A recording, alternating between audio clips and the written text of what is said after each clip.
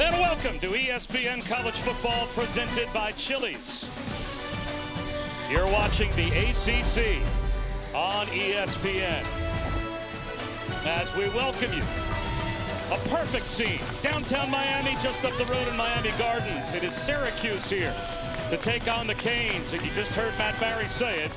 The Canes are still in the conversation. If they would like to remain in the conversation, they have to run the table. It is crowded at the top of the ACC. Virginia, the lone conference unbeaten. 5 one-loss teams ahead of the U. Of course, they lost to SMU in a heartbreaker last week. This was a season that began as several of the last seasons have for Miami. Perfectly.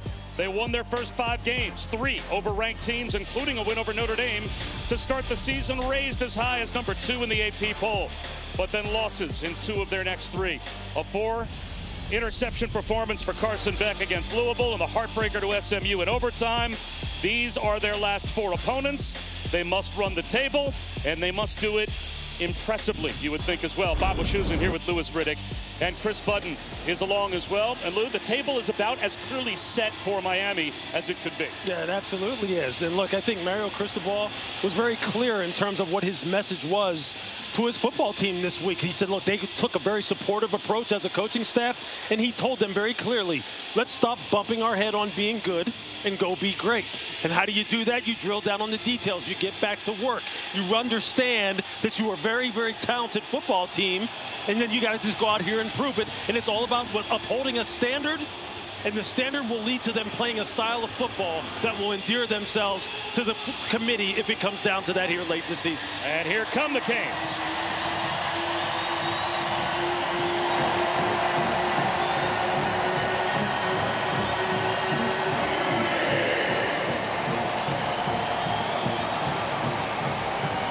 Checking in at number 18 in the initial college football playoff rankings from the committee.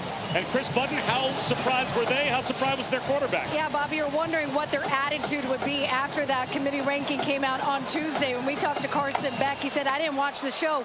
We actually had to tell him that he was ranked number 18. But he did talk with some of the younger guys of this group to remind them that there is still so much football left to play. So did Mario Cristobal Friday during their walkthrough. They had a meeting. He didn't say a single word. Instead, he showed 30 of their best clips from the year. He said, I want them not to remember, but to realize that they are still a very good football team. Well, Louis, to your point, don't bump your head against good. Go be great. Yep, that's what the challenge is here today. And it's going to start with the quarterback play and then this fantastic defense. I think we're in for a very exciting afternoon of college football here in Miami.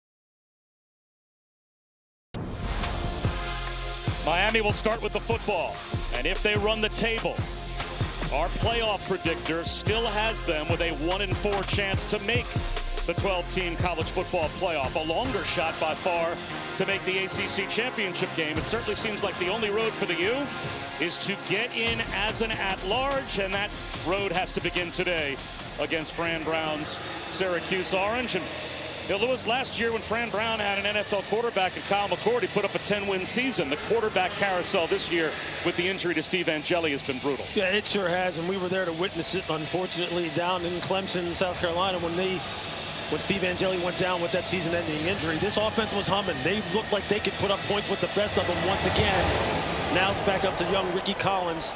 See what he can get done here today. Let's take a look at today's player spotlight, brought to you by Cintas.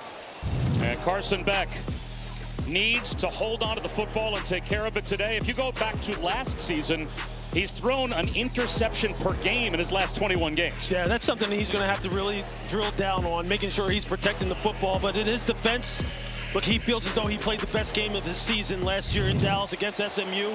And his offensive coordinator really backed him up in Shannon Dawson, saying he played spectacular in that football game. He's as comfortable as he's been all season. See if he can carry it over here to today.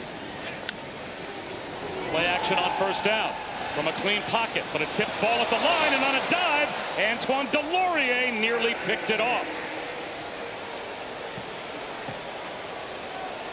It's a nice job by defensive tackle Kevin Jobity of getting his hands up and knocking this ball down, because he had the dynamic freshman Malachi Toney coming open in the middle of the field. You can see him right there on that intermediate in route. And look, Malachi Toney, if you've watched any Miami Hurricane football, you know who he is. I'm sure he's going to introduce himself here at some point in this game early on. Spinning is JoJo Trader, and it looks like he got just enough to get to the line to gain. That'd be the nose of the football short of the 35. Oh, they're going to mark it on the 35-yard line, so that should be a first down. Unless it's third down in inches. And if it's third down end an inch. No, they now signal yes, they move the chains. It is a Miami first down.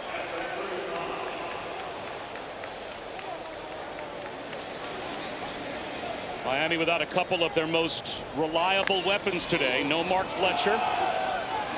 So that's Jordan Lyle getting the start at tailback, and he picks up about a handful. No C.J. Daniels as well, their most veteran receiver. So let's take a look at our Chili's 3 impact players.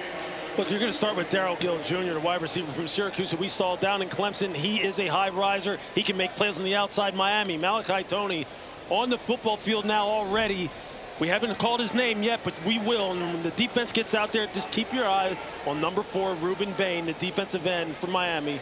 One of the best players in all college football. Beck to his tight end, Alex Bauman. That's another first down.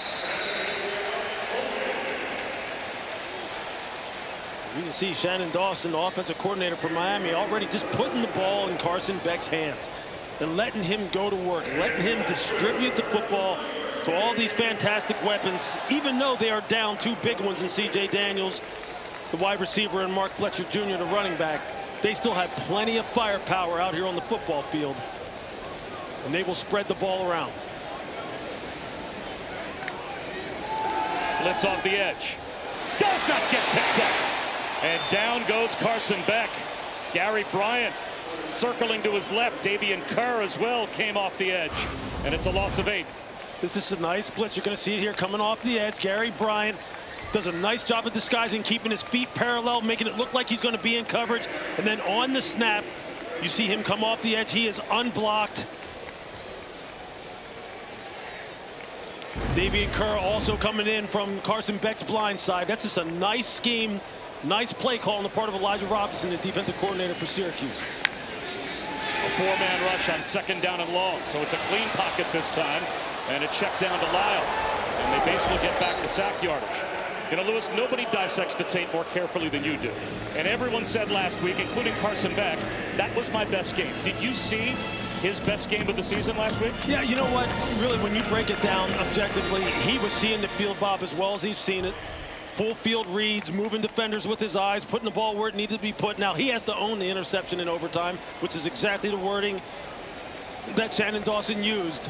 But up until that point, he really was on it. He needs to come up with a 11-yard gain here to keep the drive alive. Play clock down to 2. Syracuse showing blitz, simulated pressure. Here's a shot over the middle, incomplete. He missed JoJo Trader. So that will be an opening drive punt for Miami, as they couldn't get the yardage back after the sack.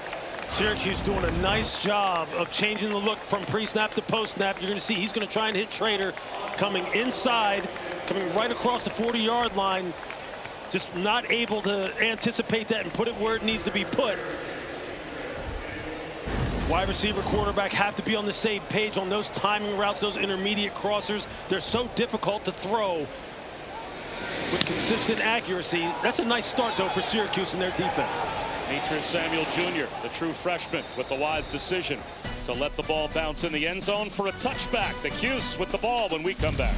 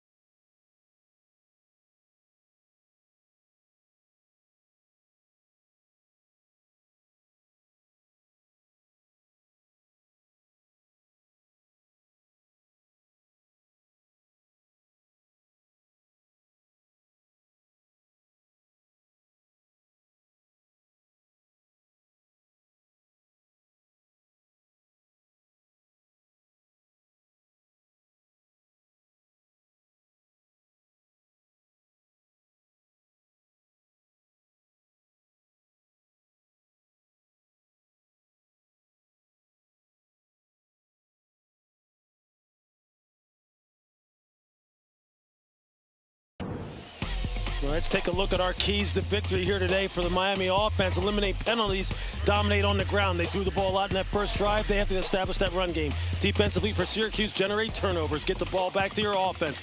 When you're on offense, win the one-on-one matchups on the perimeter.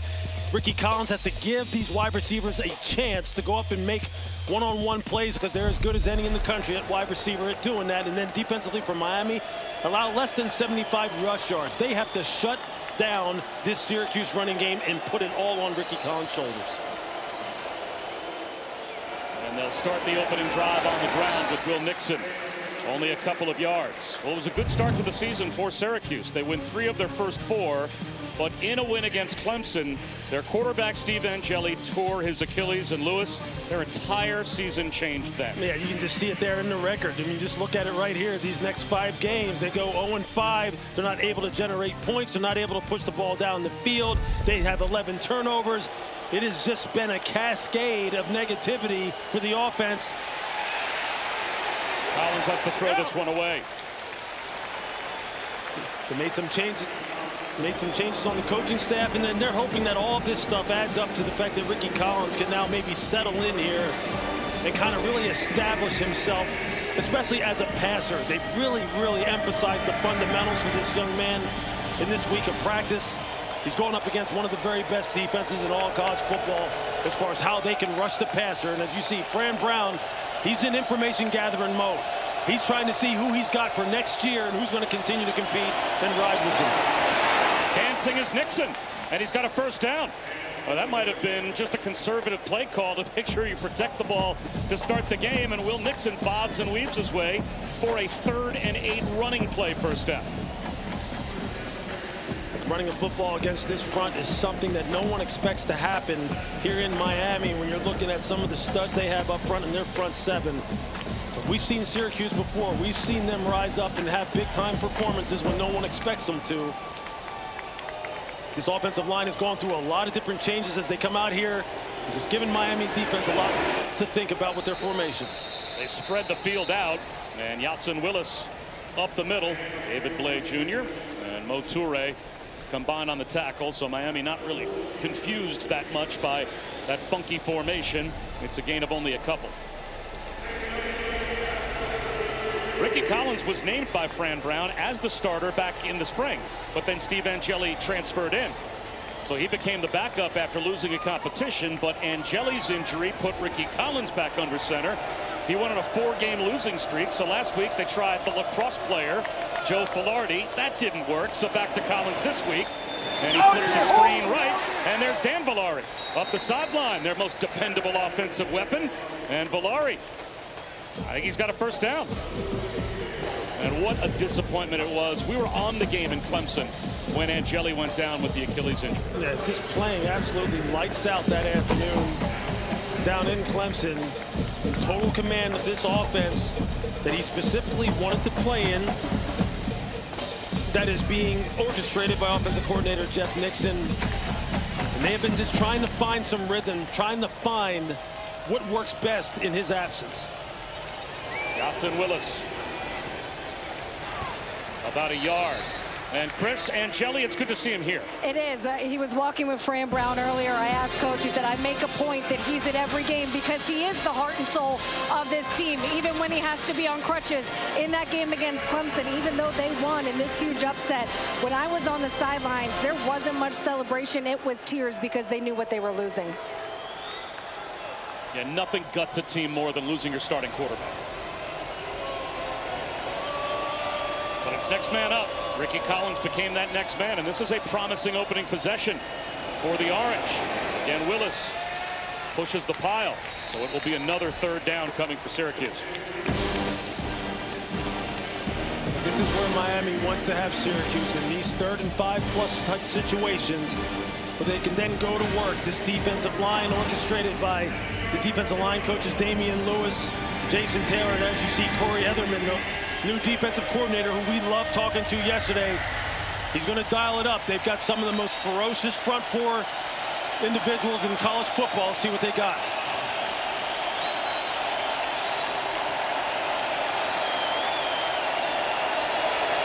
Play clock at 4. Down to 2 and 1. Collins gets it off.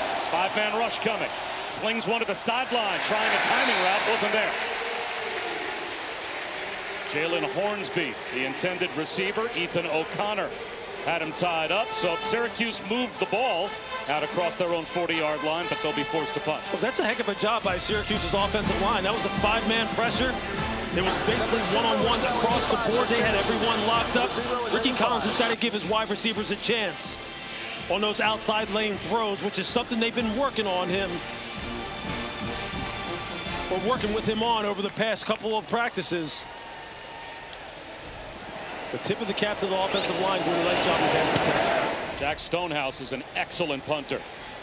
And he will try to find the corner here. Spins it back before it gets to the goal line to the 2. Oh, you can't do it any better.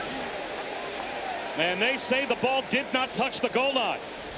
Stonehouse literally to the doorstep of the chalk. It's a three-phase game. Special teams, field position going to be critical. Doesn't get any better than that.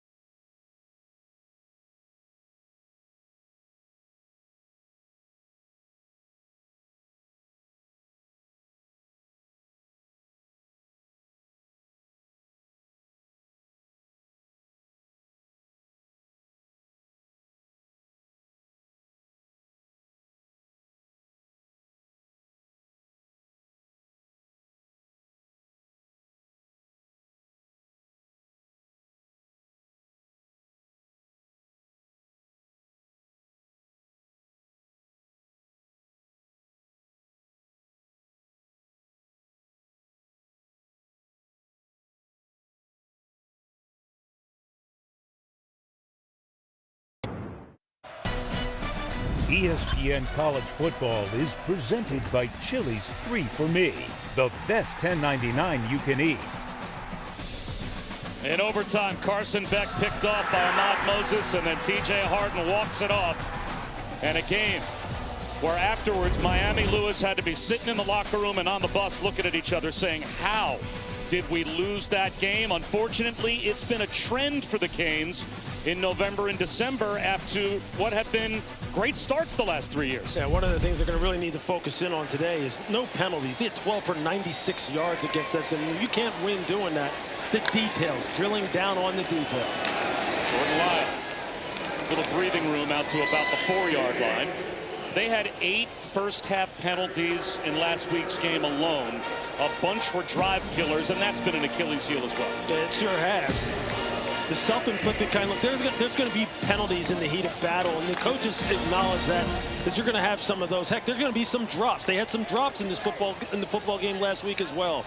But you just can't have the self-inflicted stuff. That's really just a matter of concentration. They want to get rid of that here today. Beck scans the field. And short of the line to gain, out to about the 10-yard line. He finds Trader. So it'll be 3rd down and a yard and a half.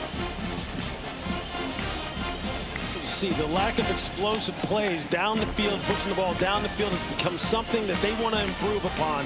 They have tremendous run after the catch guys. Malachi Tony, who operates primarily in the slot, and someone who you're going to look for in this type of situation if they throw it. He's as good as there is at creating, but it's the air yards, getting the ball down the field as they go empty here. They bring the back in the backfield.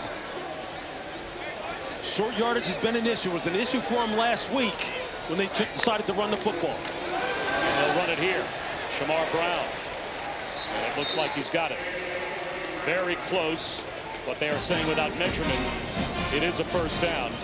Well, last season with Cam Ward, of course, he becomes the #1 pick in the draft. They were #1 in scoring, #1 in total offense, and the chunk plays were there. Why has it been missing, in your opinion, this year when they've got some weapons? Look, they had them earlier on in the season. Look, the season always has ebbs and flows as far as how these kind of things can come in waves. But it's something that they definitely have the personnel in order to get the job done. They just got to drill down on the details and execute. Again, it's a check down. Shamar makes a man miss. Well, you said run after the catch ability, and he showed some there. Davian Kerr came up and eventually helped on the stop. Shamar Brown goes 5'11", 220, and has some really good feet, low center of gravity. And as Davian Kerr finds out, you better get lower than him. Gain of a couple, and that's another Miami first down on the carry by Shamar Brown. This running game really is a between the tackles running game. They have big backs. Mark Fletcher, 6'2", 225. Shamar Brown, 5'11", 220. There have been some who follow this football team that have been disappointed as far as their inability to really be explosive, ripping off big plays in the run game. Look, Shannon Dawson still believes in this offensive line and their ability to create. First touch for Malachi Tony. Tripped up. They tried the jet sweep.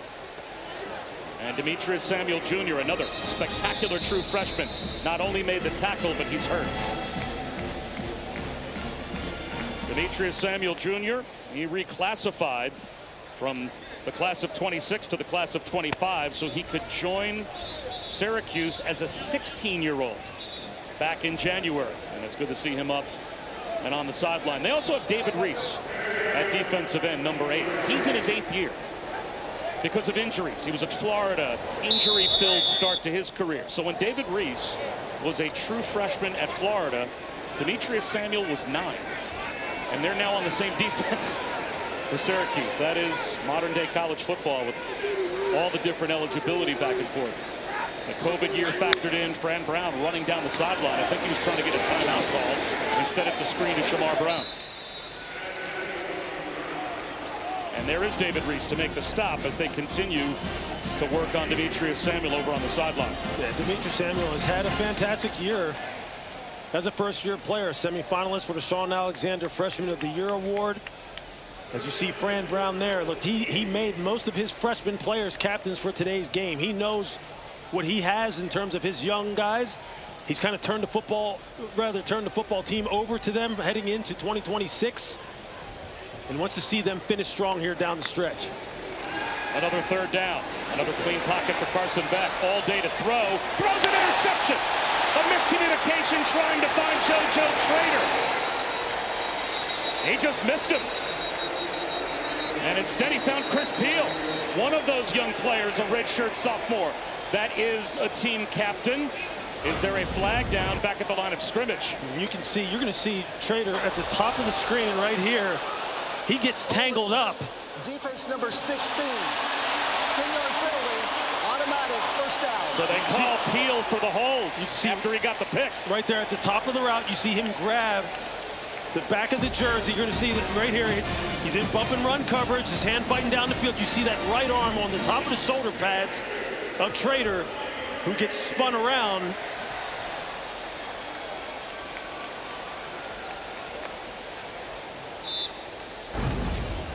Fran Brown not happy with the way in which that was.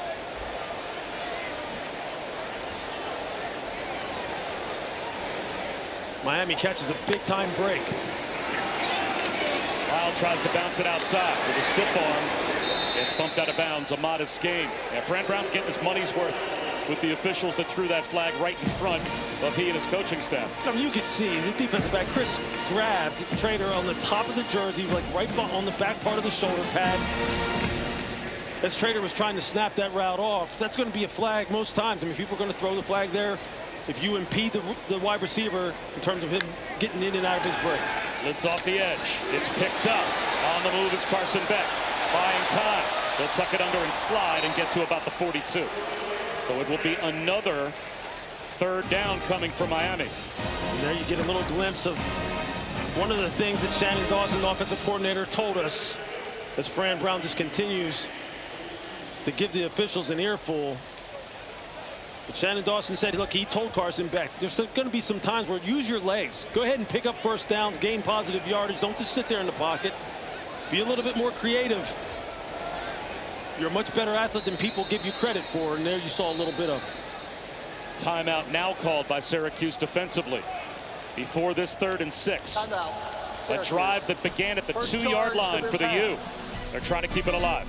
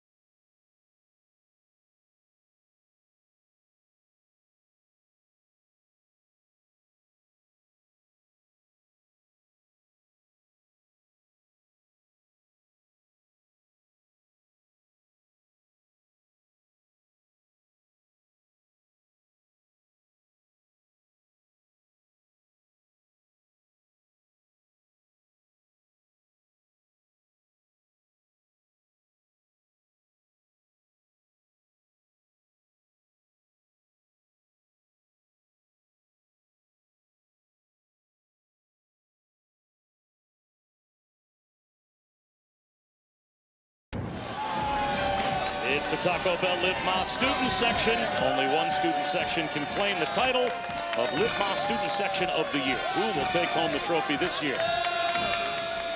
Might be those 6 guys. Guys have my vote.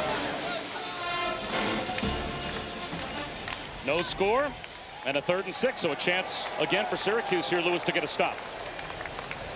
Malachi Tony, number 10, one of the most dynamic players. You see him in the slot up in that bunch formation. They got to figure out a way to get him loose and get him going. Beck steps up in the pocket and somehow escaped for the moment, but then gets taken down. It's the 2nd sack. David Reese got through first, and it will be another punt for Miami. Just watch the get up of David Reese going up against Markel Bell. Look, this offensive line is huge, but in terms of pass protection and recovery and lateral range, they can be challenged by guys who can get off the ball with great get off, low pad level, and turn that corner at that 7 to 8 yard mark. beautiful pass rush on the part of David Reese. Dylan Joyce, an end-over-end punt. And it goes out of bounds inside the 20-yard line. The Orange will start right at their own 20-yard line. Kick off your NFL Sunday with the Countdown Crew at 10 Eastern on ESPN. The Niners will take on the Rams. Beforehand, though, you'll find out what George Kittle is doing to pay tribute to veterans. And then our Monday Night Football matchup has the Packers hosting the Eagles. 8 Eastern on ABC, ESPN, ESPN Deportes, the all-new ESPN app. Peyton and Eli once again on ESPN2, and both of these teams trying to hold on to first place in their respective divisions. The Green Bay Packers, so much talent, have got to just play a little bit more even and a little bit more consistent. Hassan Willis. How surprising was that loss last week at home to Carolina for the Packers? Yeah, that's kind of the enigma that Green Bay is right now, heading in here down the stretch. They got to get those things ironed out.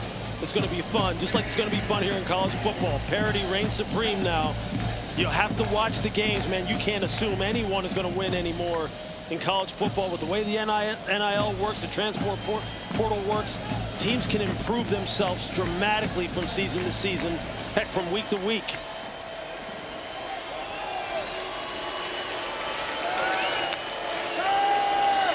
Four-man rush. Collins backpedals, and the screen incomplete. Dropped by Willis. And maybe a wise drop. He might have lost yardage. There was Reuben Bain creating havoc. And this is his signature move. Watch him. He's just going to chop the inside arm down and then dip that inside shoulder and turn the corner. Watch. There's the chop. And then you kind of rip and you swim and come underneath, bend that corner. He's just got that great get off. They have got a bunch of guys on this defensive line. Akeem Mesidor, number 3. There you see Bain on your screen. Herbert Scroggins, the 3rd. You're going to see him in there. David Blade, Justin Scott. They've got a bunch of them. They rush 4 again. Collins sidearms one, and no chance to pick up the first down. Xavier Lucas, a form tackle on Darius Johnson.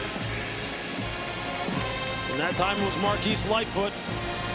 Just running the 3-man games off of the blind side of Ricky Collins and get pressure right down the middle. So it will be a Syracuse punt to start the second quarter. Scoreless after 1 here in Miami.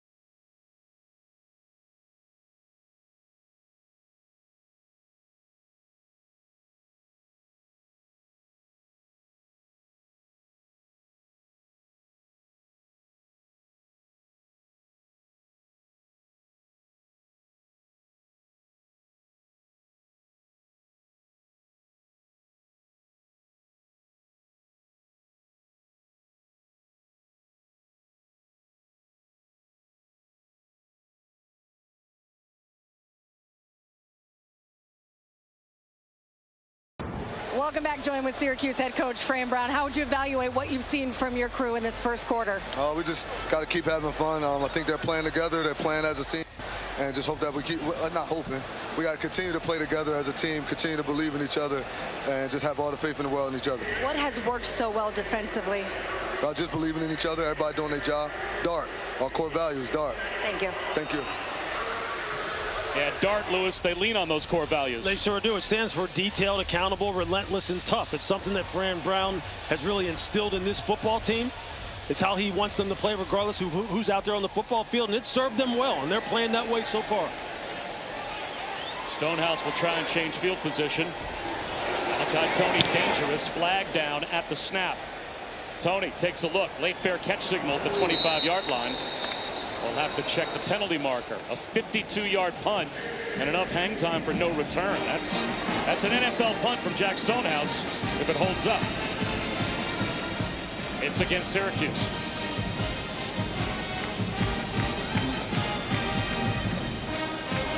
In the motion, kicking team number 85. That 5-yard penalty will be added on to the end of the play. First down. So they'll take the yardage at the end of the play rather than give Malachi Tony a chance at a return. Now the playoff resume for Miami, if they were upset by the fact that they dropped all the way to 18, the first quarter's not what they want so far in this game to add to this resume. Yeah, it's not. Look, it's style points are going to matter now. They're going to have to win and win convincingly in these final 4 weeks of the season, and they wanted to come out of the gate absolutely blazing and putting points here up on the board. The illegal motion penalty will be enforced from the previous spot, and we'll replay fourth down. And you can see they could not have had a better start to the season with some of the real quality wins that they had notched up early on. As you see Fran Brown and Mario Cristobal maybe getting into it across the field with one another. There's a lot at stake here for Miami still, and they know what's at stake. They know the kind of performance they need to put out here. And for Fran Brown, look, he backs down to nobody. I mean, this is a guy we've talked to him, what now, 3 times?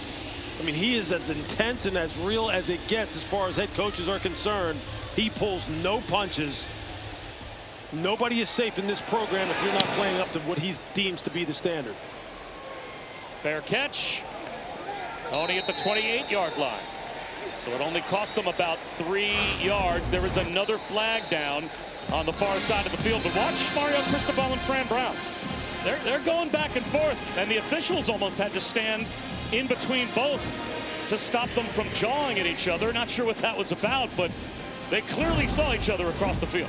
Yeah, look, this is an intense football game.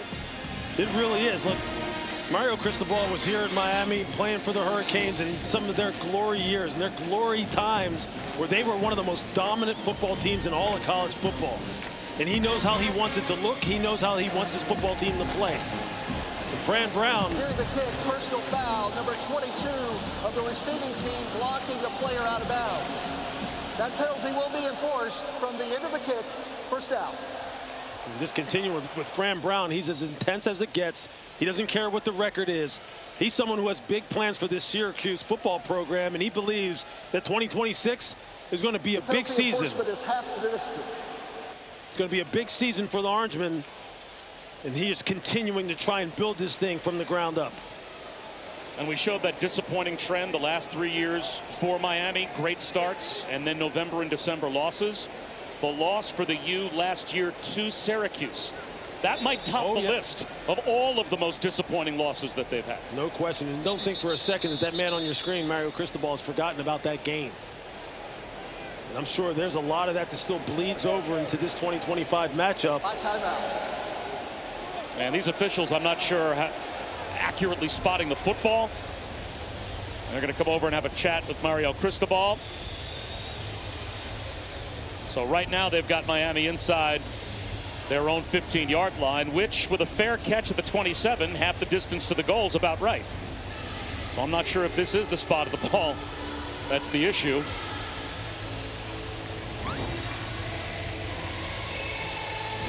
Now we're going to go all the way across the field and chat with the other head coach.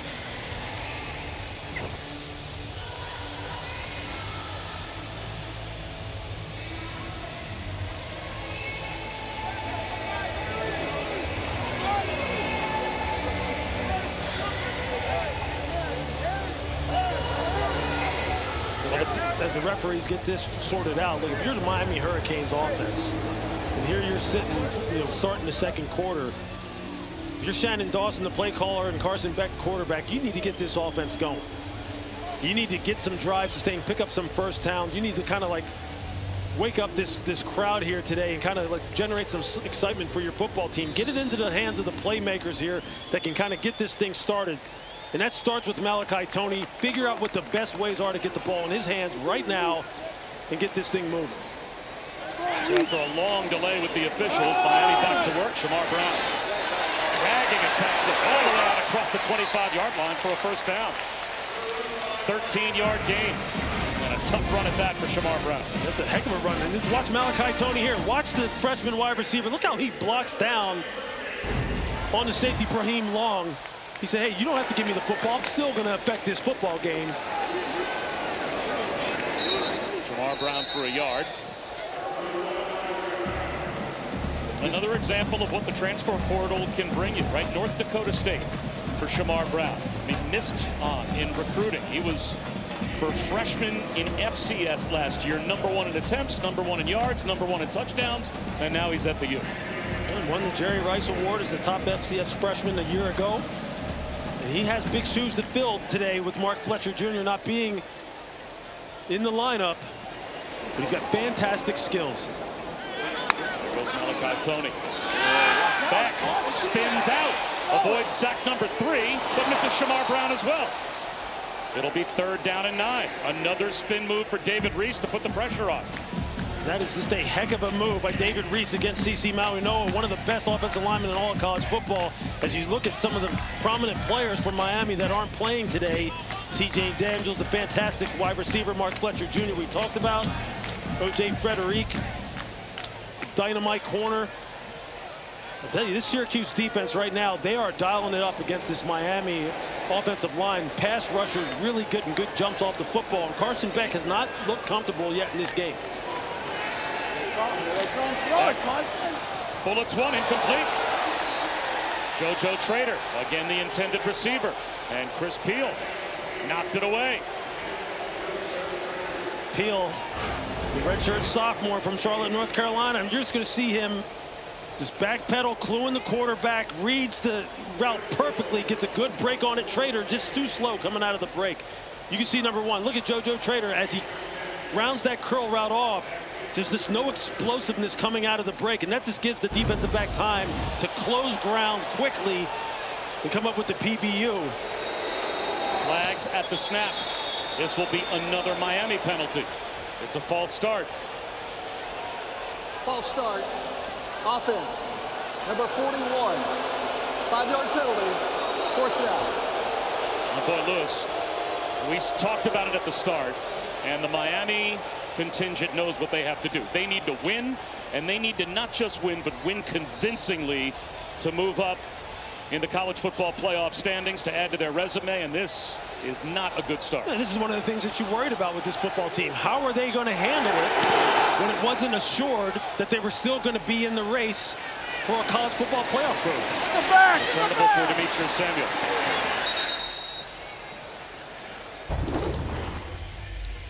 A frustrating start for Carson Beck. I mean, this is something that he's going to have to make sure that he puts on himself. He's the leader. He's the quarterback. He has to lead the charge.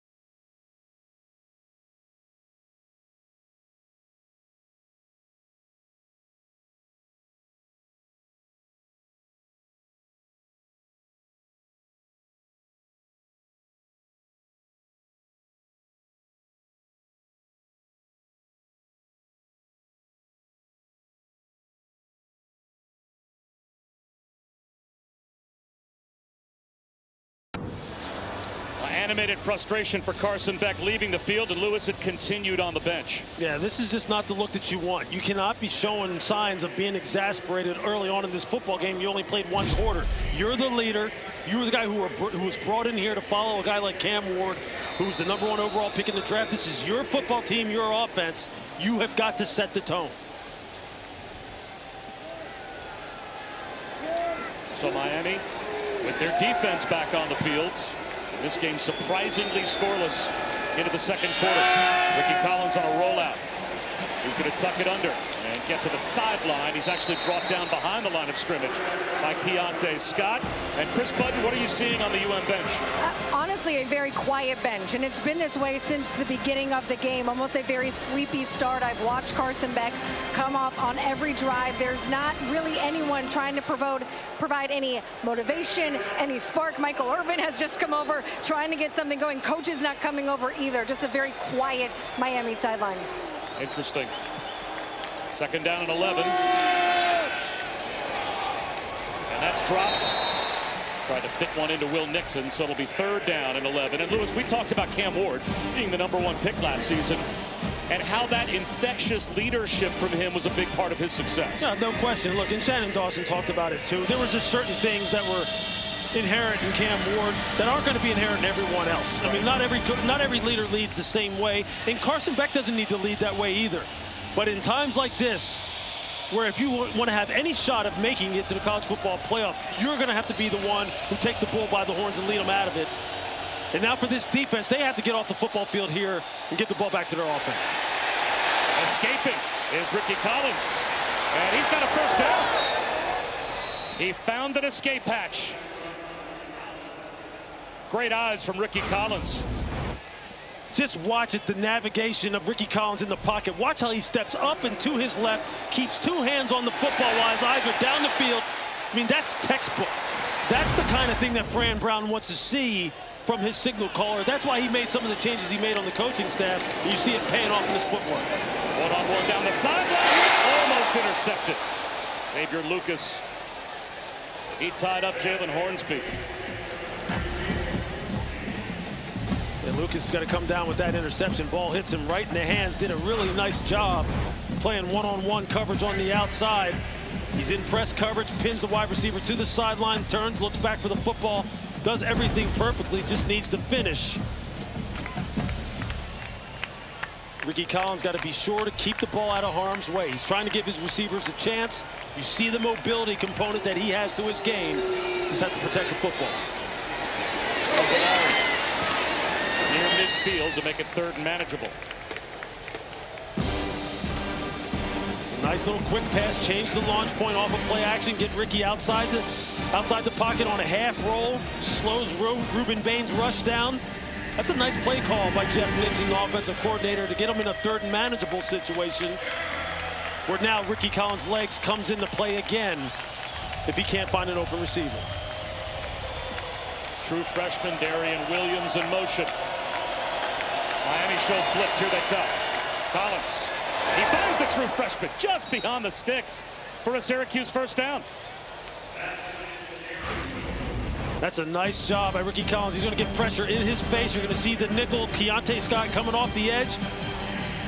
He knows exactly where his outlet is immediately and gets the ball to Darian Williams. Again, another one of these freshmen that Fran Brown continues to put responsibility on their shoulders here in the final stretch of this football season, building towards 2026. Another Miami blitz.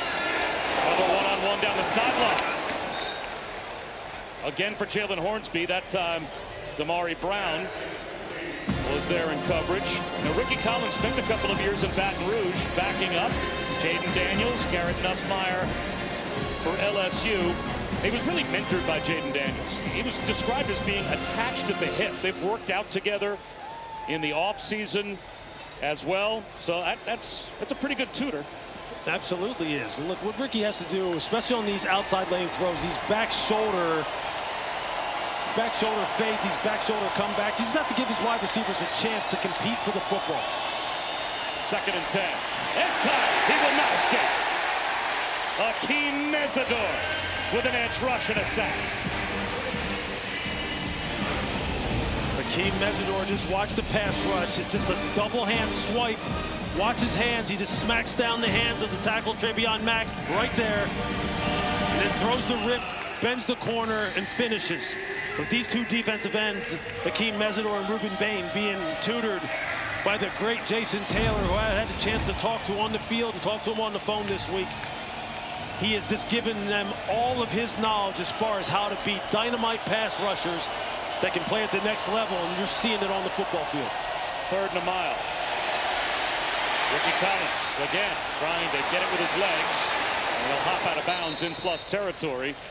Nowhere near the first down, but now a decision. 4th down and 8 across the 50-yard line.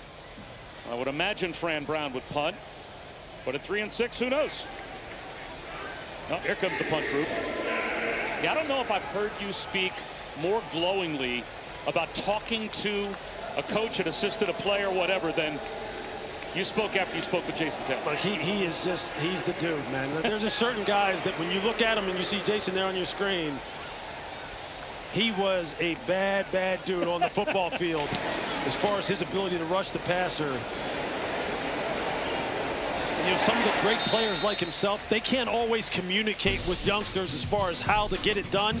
He is a great communicator. He is going to be a future head coach if he wants to be.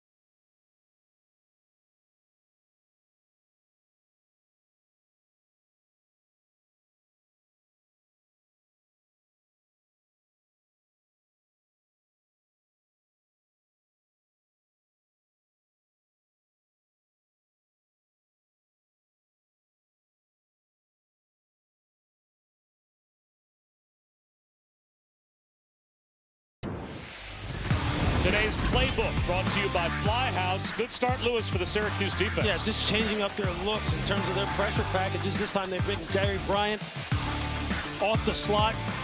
They're not able to get him picked up, and he gets a free run. And then you just see David Reese just going to work on Markel Bell with the outside speed rush. And making Carson Beck feel uncomfortable in the pocket, as you see Shannon Dawson, the offensive coordinator. I mean, these first 3 drives, that's just not what you want. You don't want to be punting the ball away. You are expecting to move this football down the field with a defense that is against a defense that's really struggled this year. I mean, there's just no two ways about it. Syracuse has struggled on the defensive side of the ball. And this is not a talent issue on the part of Miami. This is a team that right now is struggling to maintain their focus and string together some good plays and some good series that result in points.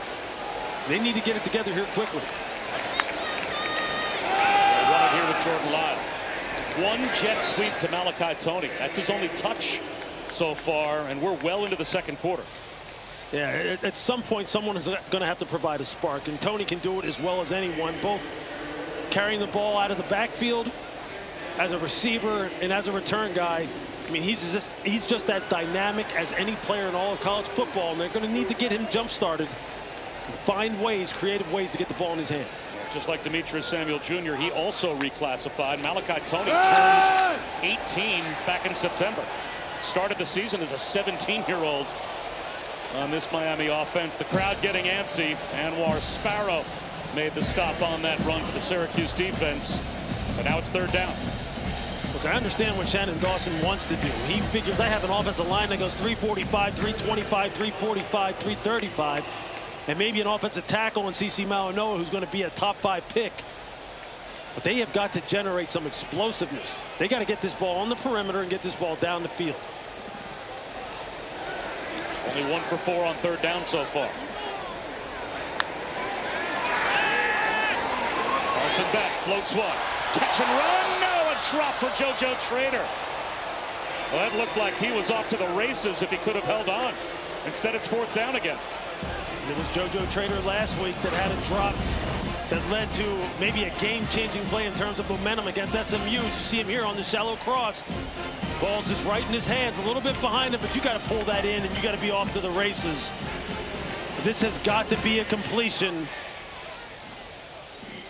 And this is kind of the thing that has been ailing Miami over the past 3 weeks in terms of their uneven performances that have resulted in them losing 2 of the last 3. You mentioned it, Trader last week, a ball off his fingertips that resulted in an SMU interception. That was the only touchdown SMU had the first half, but it kept the game close, and eventually it was an SMU win.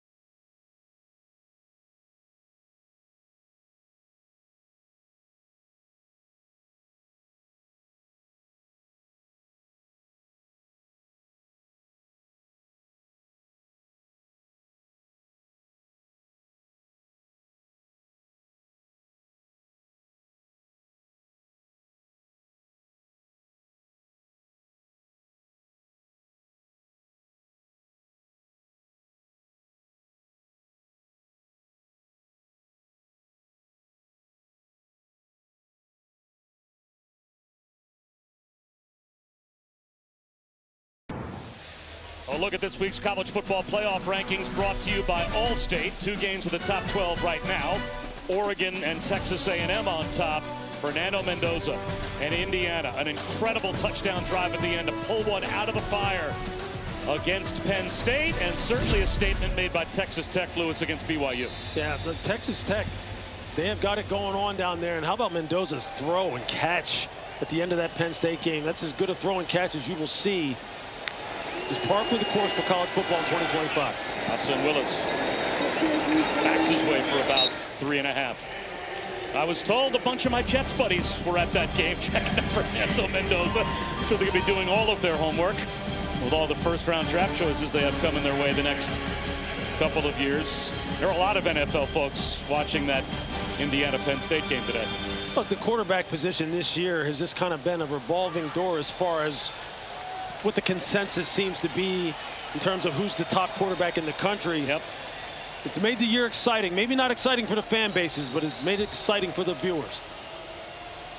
Again, Hassan Willis, 3 yards short of a first down. Who's your Heisman guy at this point? Do you even have an identifiable favorite for the Heisman?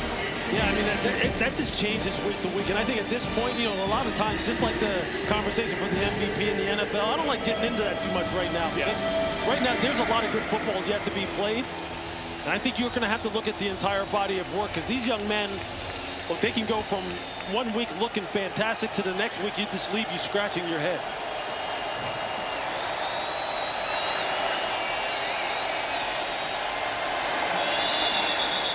His third down play is stopped at the line. Looks like this will go against Syracuse, so this will change things dramatically from 3rd and 3 to 3rd and 8. Offense, number 78. 5-yard penalty, 3rd down. It has been an adventure on the offensive line, just trying to find healthy bodies for Fran Brown. Yeah, it's just been a revolving door. They haven't barely been able to settle in. I mean, Joe Cruz, who you see starting at the center position, typically a starter at the right guard position. Demetrius Weatherspoon, normally the right tackle. Travion Mack, the left tackle. No TJ Ferguson here today. It's been tough to really establish some continuity up front for them. Tough against these pass rushers for Miami. Nice shoulder dip, though, for Ricky Collins. And he will come up 2 yards short. Mo Toure made the tackle for Miami. Now you see the athleticism of Ricky Collins. His poise in the pocket. Looks a lot more under control. Still needs to be a little bit better as far as his accuracy outside the numbers. Number 19 is now number 85. There's just no margin for error for this Syracuse offense. You can't have self-inflicted penalties. You have to stay ahead of the chains. You can't get in 2nd and 3rd and longs. But their defense has played pretty darn good here today, and really has Miami's offense just looking awful sluggish. And a chance to control field position again here. Malachi Tony inside the 10-yard line on the fair catch. Now a quick word from Verbo. As your host, I have some rules. First, no showers longer than 5 minutes. This isn't a spa. That's the rule. Meanwhile, at a Verbo, get the vacation you expect and never a hovering host. It's been a struggle so far for the Miami offense and Carson Beck. This is a quarterback, though, that before he lost to Louisville, he had never lost a game at home in college. And Carson Beck has played some high-level football. He knows what it's supposed to look like. He's also no stranger over the past couple of weeks to slow starts. The score was tied 7-7 2 weeks ago against Stanford, and they wound up winning 42-7. Over the middle, and this time a hookup. Keelan Marion spins out across the 30. Flag thrown very late from the secondary as his forward progress was stopped at the 35. We'll have to check the penalty marker.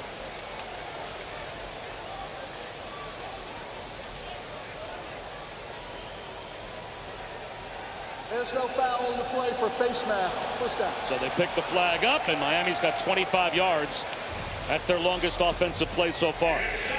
They only had about 60 yards of total offense before that play. It's a nice job of hitting the in-breaker over the middle, right behind the linebackers who got caught short, staring at the quarterback in the back, eyes in the backfield, not getting enough depth. Now Beck just needs to see if he can establish some rhythm now. See the field clearly, deliver the football. Play action, blitz picked up, flag down everywhere. Carson Beck scrambles to the sideline and gets dragged down by Nathan Niandoro, but it's probably going to be holding. You're going to holding on Elijah Lofton, just blocking on the edge. Holding, offense number 9. Penalty is 10 yards, first down. You're just going to see him right here. You're going to see he's going to get pressure off the edge from the defensive back, McDaniels. Left arm goes underneath the chin on the face mask. You're going to see just pulls him to the ground and jumps on his back. It's these kind of penalties, self-inflicted wounds, offsides penalties, drop passes. These are the kind of things that have started to really creep into the play of the Miami Hurricanes over the past couple of weeks. And that's why we're sitting here at 0-0 with 4:33 and counting left in this first half. Tony in motion on 1st and 20. They run it with Shamar Brown to the 33-yard line. He picks up 8. Dion Wilson Jr. made the stop for Syracuse. So it'll be 2nd down and 12. You just sit and think at this point in time in this football game, how in the heck are they not able to get Malachi Tony some touches, whether it be a jet sweep, a quick now screen, a rocket screen, a tunnel screen, let him carry the ball out of the backfield, something to get him going.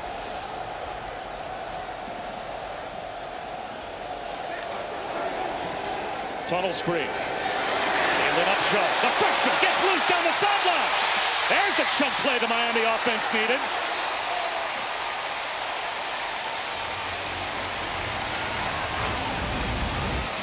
Just look at the block from the center, Brockemeyer, 52. Watch him come out here and just absolutely decleat Demetrius Samuel. Maybe that's what wakes up this Miami offense, this offensive line, just lowering the boom on that wide receiver screen. You've seen this before. This offensive line is big and physical. They can play nasty when they are locked in. Maybe that's the spark they needed. There goes Gerard Pringle, another true freshman in motion. Slant left. That's a first down. Another true freshman, Joshua Moore, made the catch inside the 15-yard line. What about Joshua Moore, 6'4", 215 pounds. I mean, he is built ideally like an X or Z wide receiver on the outside. Long strider, good hands, good body control. As you see here in the red zone, Miami on this season, 73% TD percentage. That's pretty darn good. And nearly top 20 in FBS. So they've been pretty efficient when they've got themselves opportunities. And around. It's Malachi Tony. Throws it back to Carson Beck. He's got a caravan in front. A trick play touchdown for the year.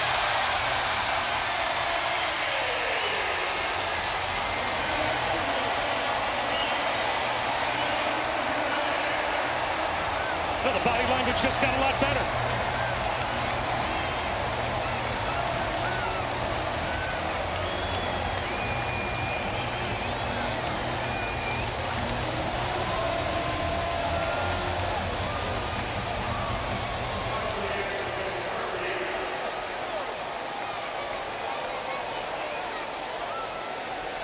Has to be fun when you practice a play like that, and then in the game it works to perfection, and it just did for Miami. And they've got the 7-0 lead. You see that quarterback background that Malachi Tony has. You're just going to see him start right here. They're going to pull this backside guard. All the other offensive linemen are going to leak out here. Carson's going to hand it off to Malachi. And then just leak out to his left. There, you see the little soft toss. He's just going to stop and turn. He has absolutely no one out in front of his offensive lineman, nothing but green grass. That's a nice play call on the part of Shannon Dawson. Again, Tony, with his background as a quarterback in high school, he's thrown the football before for them. Someone who you always have to account for when it comes to passes like this.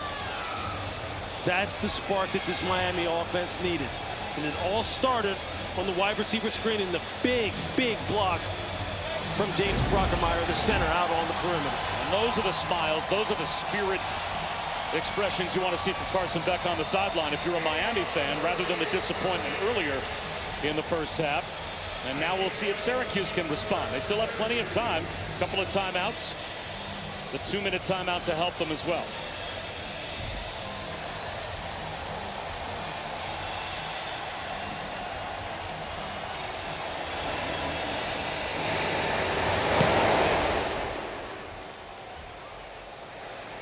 Tyreek Hill brings it out. No, I guess he signaled that he was going to take a knee. You see the passing game just starts to get clicking now. Carson Beck just standing in the pocket, surveying the entire field. He's able to hit Keelan Marion. And then this is the play that really broke it open. Dalen Upshaw on the tunnel screen, able to produce the first explosive, and then here the double pass. Just a little toss to Malachi Tony. Tony turns back and hits Beck, who just walks into the end zone. You see Malachi Tony just saying, hey, look, man, I'll get you going. We'll get this thing rolling. Malachi Tony was a quarterback until he was 13 years old, and then switched to wide receiver, become one of the most dangerous prep athletes in the country. Nothing on first down. Darius Johnson, defended by Keontae Scott, who you talked about all week. Every time we had a conversation about this Miami defense, you mentioned Keontae Scott. Yeah, and I tell you, defensive coordinator Corey Heatherman just said, like, Keontae Scott is really one of the keys to their defense. He is dynamic, playing that star position or nickel position, that fifth defensive back. He's a highlight. As you see Corey Heatherman on your screen, who we love talking to as well. That guy was entertaining. His story is fantastic. But he has got this defense just playing out of its mind, and Keontae Scott is a big part of it. Empty backfield. Only a 3-man rush. Some time for Collins, and now he'll slide. And make it third down and about 8. And that will take us down to the 2-minute timeout.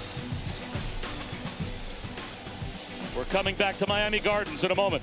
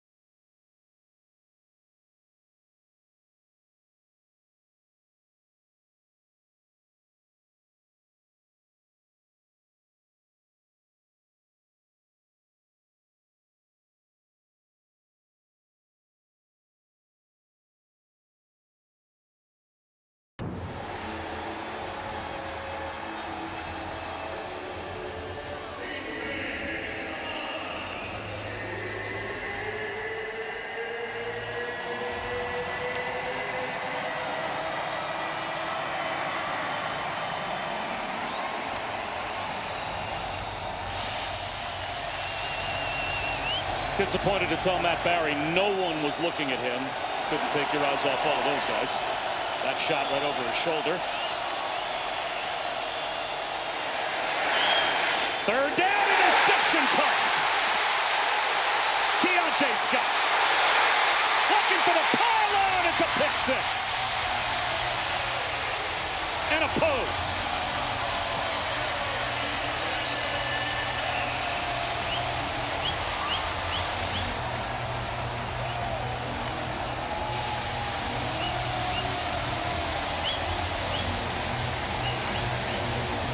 A flag down at the 5-yard line, but it was well after the interception.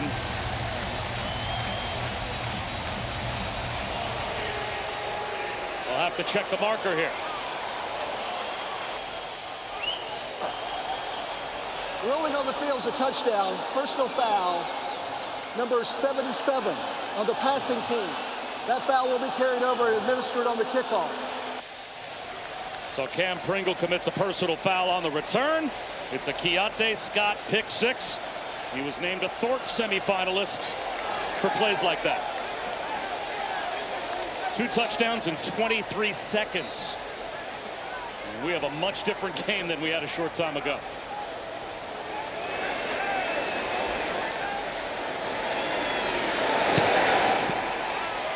(14-0) Miami. You're going to see it here. It's a cover 2 look. They're going to drop a safety down, drop him out, and they're just going to play 4 under 3 deep. And you're going to see Keontae Scott right down the hatch, just backing straight up. They're trying to hit Darrell Gill Jr. on that in cut. He never sees Keontae Scott just sitting there right in the throwing window. He just has to catch it and then just turn into an athlete after the catch. That's great pre-snap disguise. Good pass rush up front. Ricky Collins is never able to see Keontae Scott dropping underneath that in cut coming inside. Makes a critical error, and Keontae Scott, who we just talked about a little while ago, was one of the most versatile and productive players on this defense. You see him now, this Miami defense starting to get rolling. They took the shirts off right at the right time. They all had rally towels as a result as they celebrated the Keontae Scott pick six. He is all over the box score. He sure is. I mean, he can do it all. He is a guy who can light you up as far as being a hitter.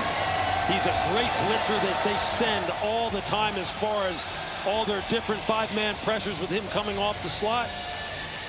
And there you see the kind of athlete he is with the ball in his hands. Just a big-time play. Because of the penalty, Carter Davis kicks it off from the 50-yard line, knocks it into the stands. For 20 years, Allstate has celebrated every field goal and extra point made at participating universities by donating to the university's athletic scholarship fund, supporting all student athletes. Thank you to Allstate. This was a sleepy stadium and a sleepy Miami sideline for a long time, Lewis, but the pick six following the offensive touchdown, you snap your fingers and the U has a 2-touchdown lead. Yeah, all they needed was to get a big play, kind of get this thing fired up, get the ball in the end zone, and now this defense is starting to wake up.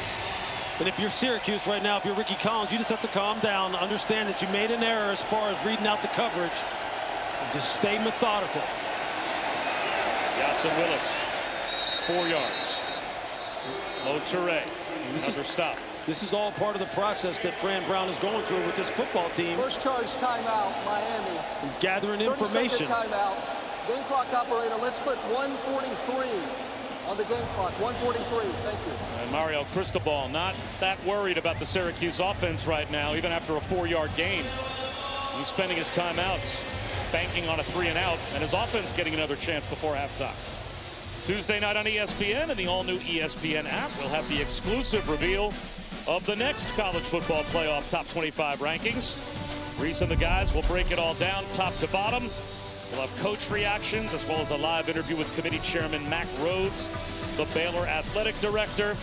Right now, Virginia, a decided advantage in our all-state playoff predictor to be the ACC representative in the 12-team playoff. And well, based on those first rankings, how far Miami dropped, how far Georgia Tech dropped, committee seems to be sending a message they think the ACC is a one-bid league.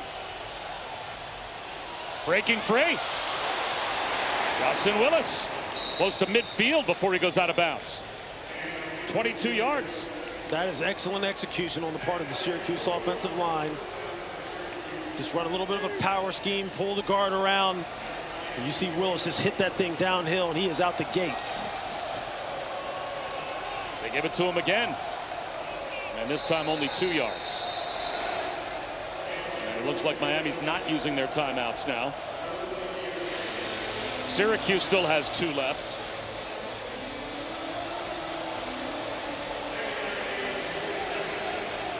Ricky Collins trying to get him lined up. The competitive character of the Syracuse Orangemen, they're going to continue to fight, even if they are outmanned. This offensive line been reshuffled. Ricky Collins still trying to sling it. Rips a throw into a tight window, and Jonte Cook is able to scoop it up for a first down. That'll stop the clock for the moment, allowing the Orange to hold on to their 2 timeouts. So it's 1st and 10. Play action for Collins again. A one-on-one down the sideline. Nearly hauled in. Cook had it in his hands. Couldn't make a contested catch around Xavier Lucas. That is a heck of a throw by Ricky Collins. As you see Jonte Cook with the outside release going up against Lucas. Look at where he drops that ball in there. He puts it at the only spot really where Cook can potentially make a play on it. You're seeing Ricky Collins, though, as far as his fundamentals, his footwork in the pocket, hitting his back foot, letting the ball go. He's trying to establish some good habits and work on his development. Reaching up to make the catches, Cook. And he's 2 yards short of a first down. But didn't get out of bounds to stop the clock. So still 2 timeouts. 3rd down and 2.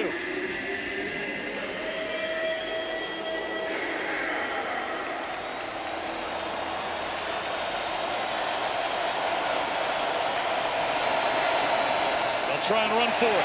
Willis breaks a tackle and bulldozes his way into the red zone. Toure missed the tackle near the line of scrimmage, allowing Yasin Willis to pick up 13. That's a heck of an individual effort on the part of Willis to make Toure miss in the backfield, prevent the negative run, and then pick up the first down to give him a fresh set of downs here. This is a nice drive. This is a nice response on the part of Syracuse. You see Ricky Collins. He does not look shaken by any means. He has continued to fire this football, play with good fundamentals. And here they are in scoring territory. Willis bounces it. Gets to the edge. Inside the 10-yard line. Flag down.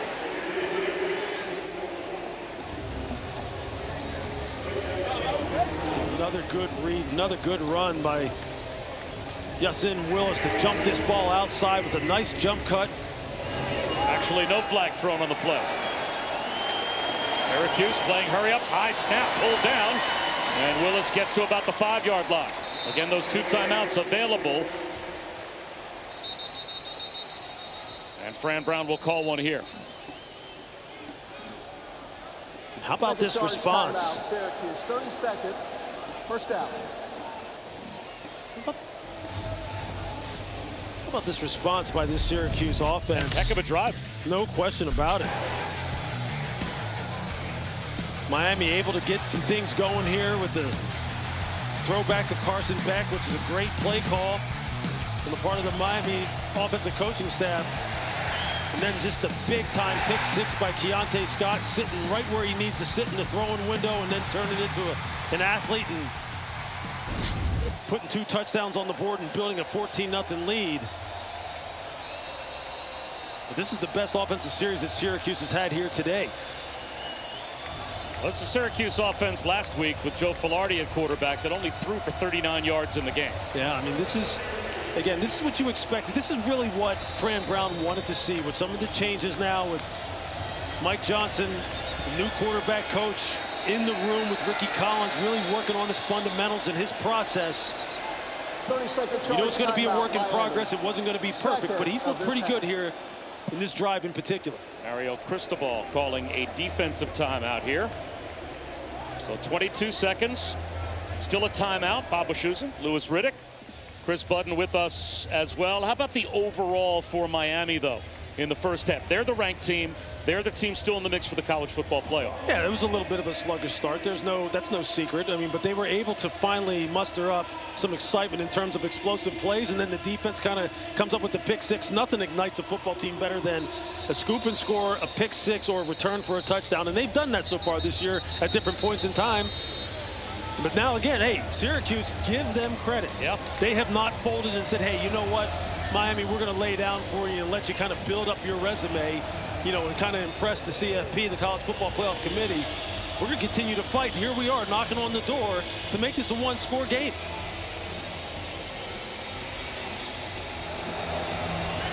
The first 5 possessions of the game for the Orange, they had 45 yards of offense. They've got 70 yards of offense on this drive alone.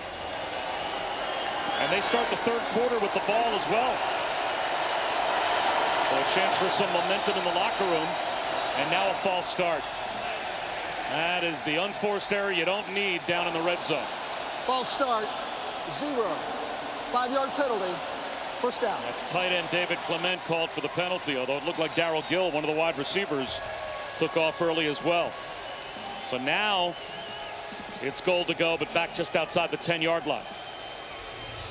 These are the little things that keep you from establishing consistent level of performance.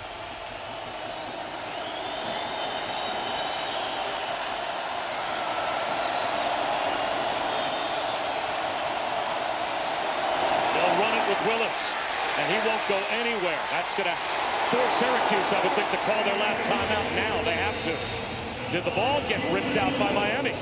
They think they've got it, and the officials are trying to pry the pile apart. Miami thinks they've got a takeaway, and they do. So Syracuse will come away empty on the turnover.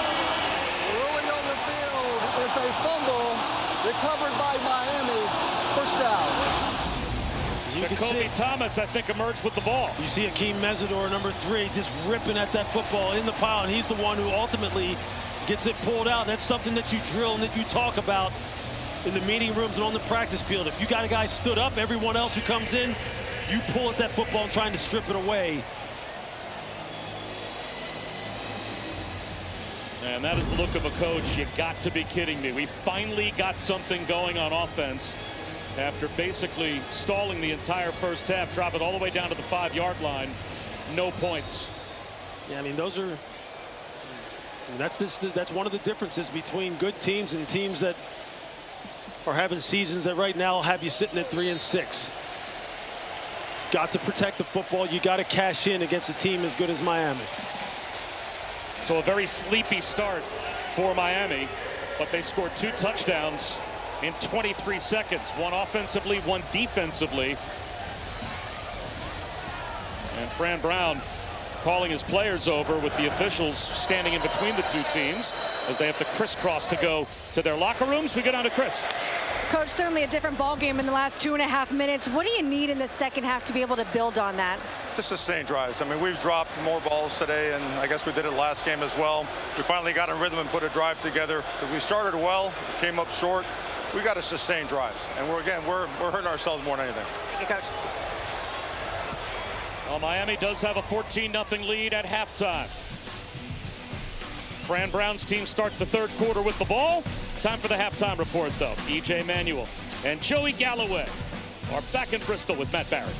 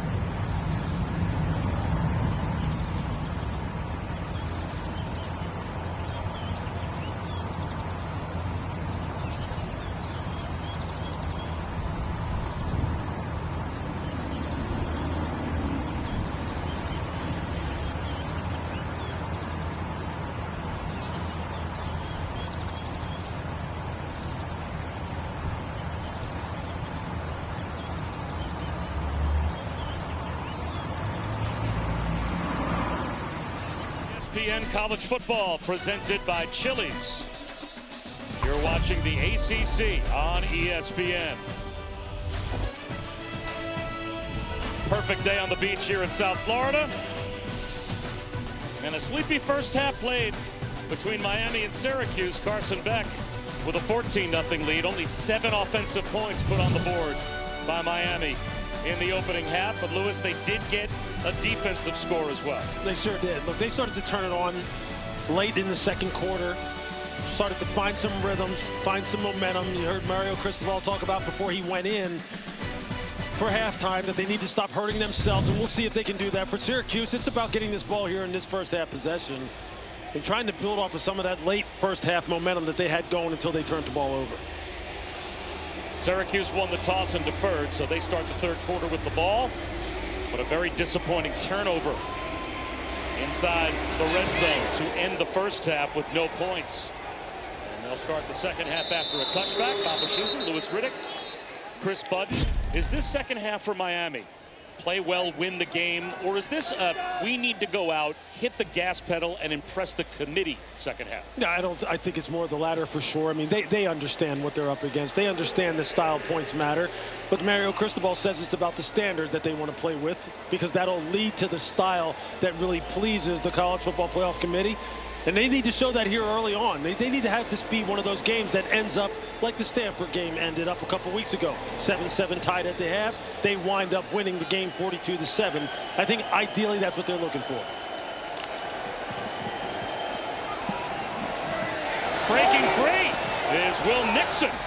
That's a great start to the second half for Syracuse, and Chris Budden had a chance to speak with Fran Brown. Chris? His message to the team, Bob, at half was, we had Miami ready to quit, and we let them off the hook with too many self-inflicted penalties, and we need to just be operating the offense better. For Ricky Collins, he called that interception pass the worst pass I've ever seen him throw. Other than that, I thought he had operated the offense in that first half pretty well.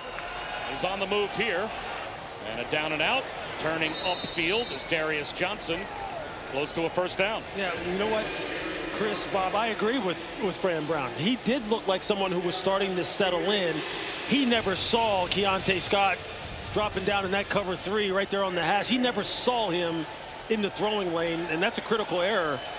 It's there, that half roll right there, that throw out to the perimeter. That's how it's supposed to look. Will Nixon has a first down, jitterbugging into the secondary again. Well, Nixon starts off the second half with a 23-yard run. Zach Poyser brings him down, but that's a gain of 9 more. Will Nixon playing for his dad, Jeff. From Nebraska to Washington to Syracuse. Seam shot, sliding catch, made by Darrell Gill Jr. Boy, that rhythm we saw Syracuse end the first half with, they've got going again here in the second half to begin, as long as they don't turn it over. I mean, how good is that on the part of Ricky Collins? Jacoby Thomas coming right down the pipe on him.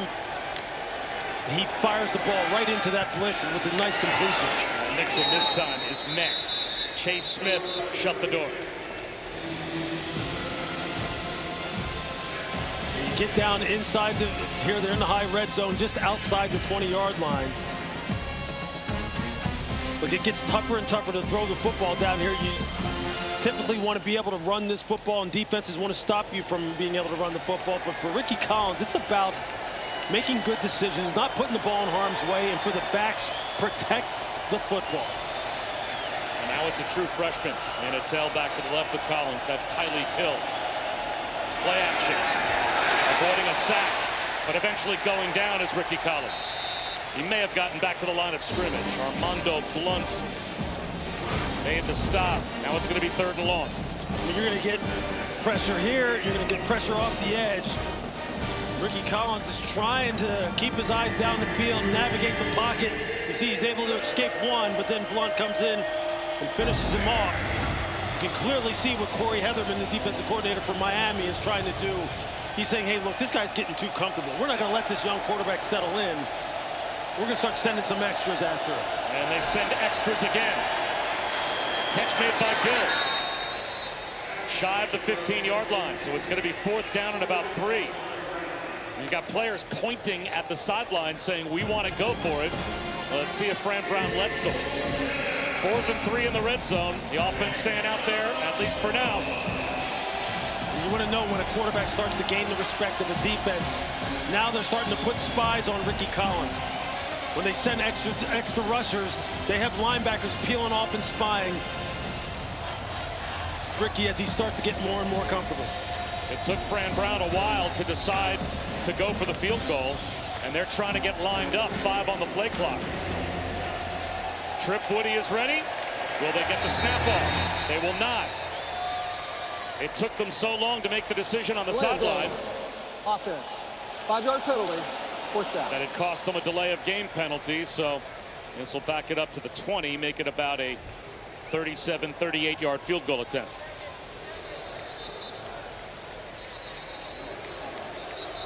Now, Trip Woody has kicked well so far this season, won the job in training camp, and he is 9 for 10. And perfect from this range.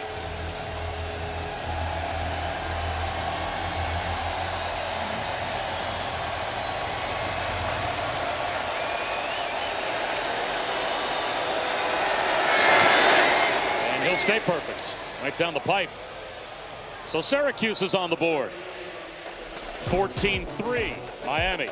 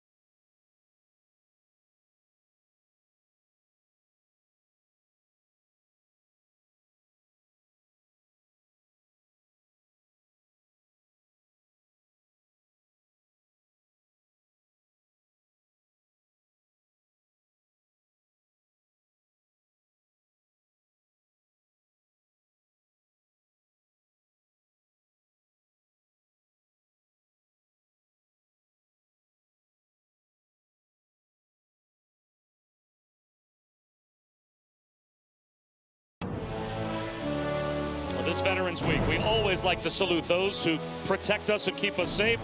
Some courageous soldiers from around the globe proudly showing off their team pride. And we also have 6 members of our crew who are veterans. So we thank Ryan Jones, retired Green Beret, Sean Erickson of the Army National Guard, Mike Malini, retired U.S. Marine, Matt Palco, member of the Navy, Chuck Daly of the Army, and Glenn Scanlon of the Air National Guard. Thank you all for your service. Keelan Marion going to run this one out. ping-pongs out to about the 23-yard line. 14-3 Miami. They scored 2 touchdowns inside of 30 seconds, one offensively and one defensively, to take the lead at halftime. Syracuse with a field goal to start the third. The Keontae Scott pick six. That was a big game changer. It absolutely was. Look, the big plays have really turned this game around for Miami, but I think fundamentally the fact that they only have 28 yards rushing here in the first half of this football game, that's probably not exactly what Shannon Dawson had in mind, especially against a team that has really struggled to stop the run, that has been pushed around up front like Syracuse's defense. See if they can try to establish that again here in the second half. Jordan Lyle with a stiff arm, no gain. He might have lost a yard.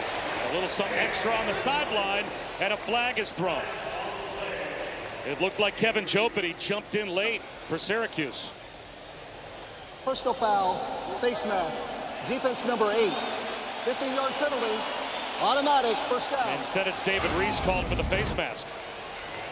You can see Reese, his left hand is right up underneath the chin of Jordan Lyle.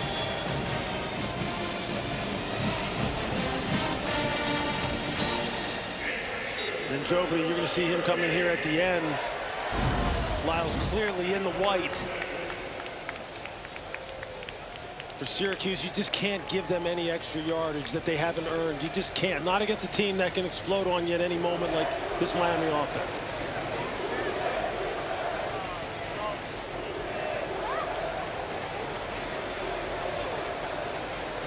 Play clock at 2 for Beck. They barely get it off.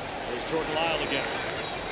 Well, this Miami offense last year, led by Cam Ward, 10 times went over 500 total yards. This year, against USF and Bethune-Cookman, those are the only 2 500-yard games they've had. And unless they really explode here in the second half, they're not going over 500 against Syracuse today either. They've only got 167 total yards to this point. Beck, seam shot, and strike! Keelan Marion splits the safeties. Touchdown.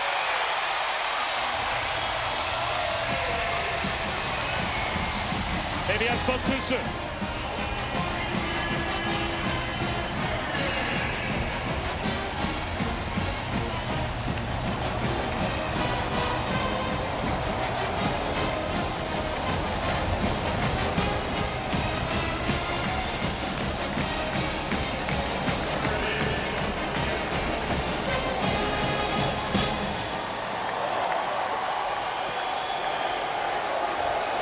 First touchdown of the season for Keelan Marion.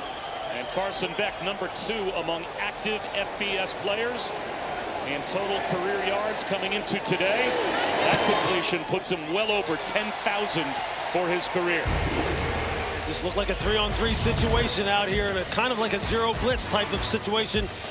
Davian Kerr, it looks like he tries to undercut the quick slant route and takes a bad angle. Keelan Marion to the house.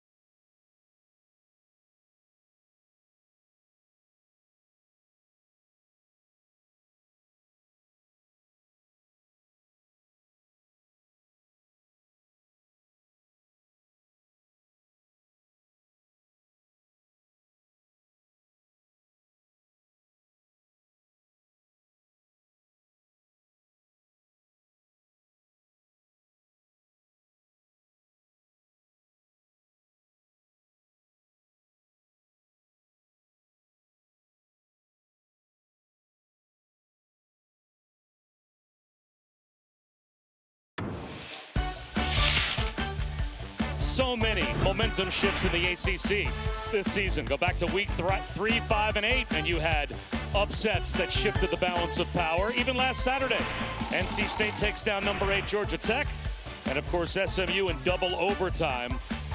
A heartbreaking loss for Miami.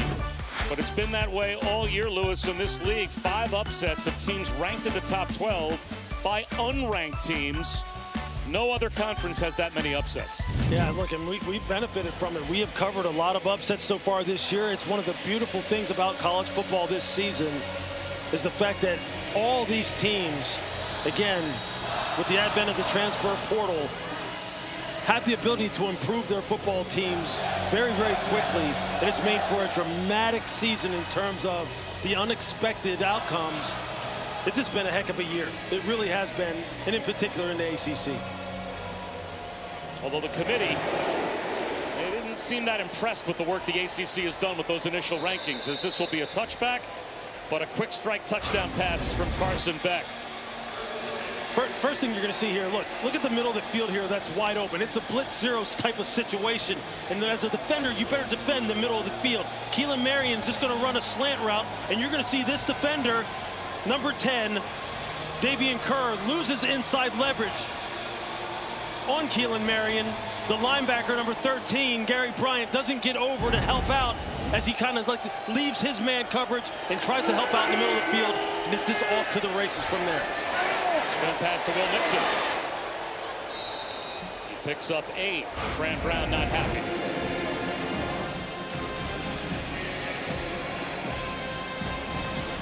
You can see there, look, when you're playing a blitz zero type of situation, which means man-to-man across the board, no middle of the field safety help, leverage and eye discipline are absolutely critical. You cannot give up inside breaking routes. You cannot give up the middle of the field. They gave it up there, and you see what the result is. And Chris, what are you seeing down there? Yeah, Fran Brown was livid when he came over, got into the guys, but then brought over Raheem Long Jr. to have a one-on-one with him, went back and said, here's what you need to do on that play. They went through for probably about 45 seconds on what he needed to do differently there. This is such a young team when they bring in a bunch of freshmen and sophomores. Long is a sophomore, the future of this program. That's coaching, right? Have to have amnesia, and we've got an injured player. That's David Blade Jr. for Miami.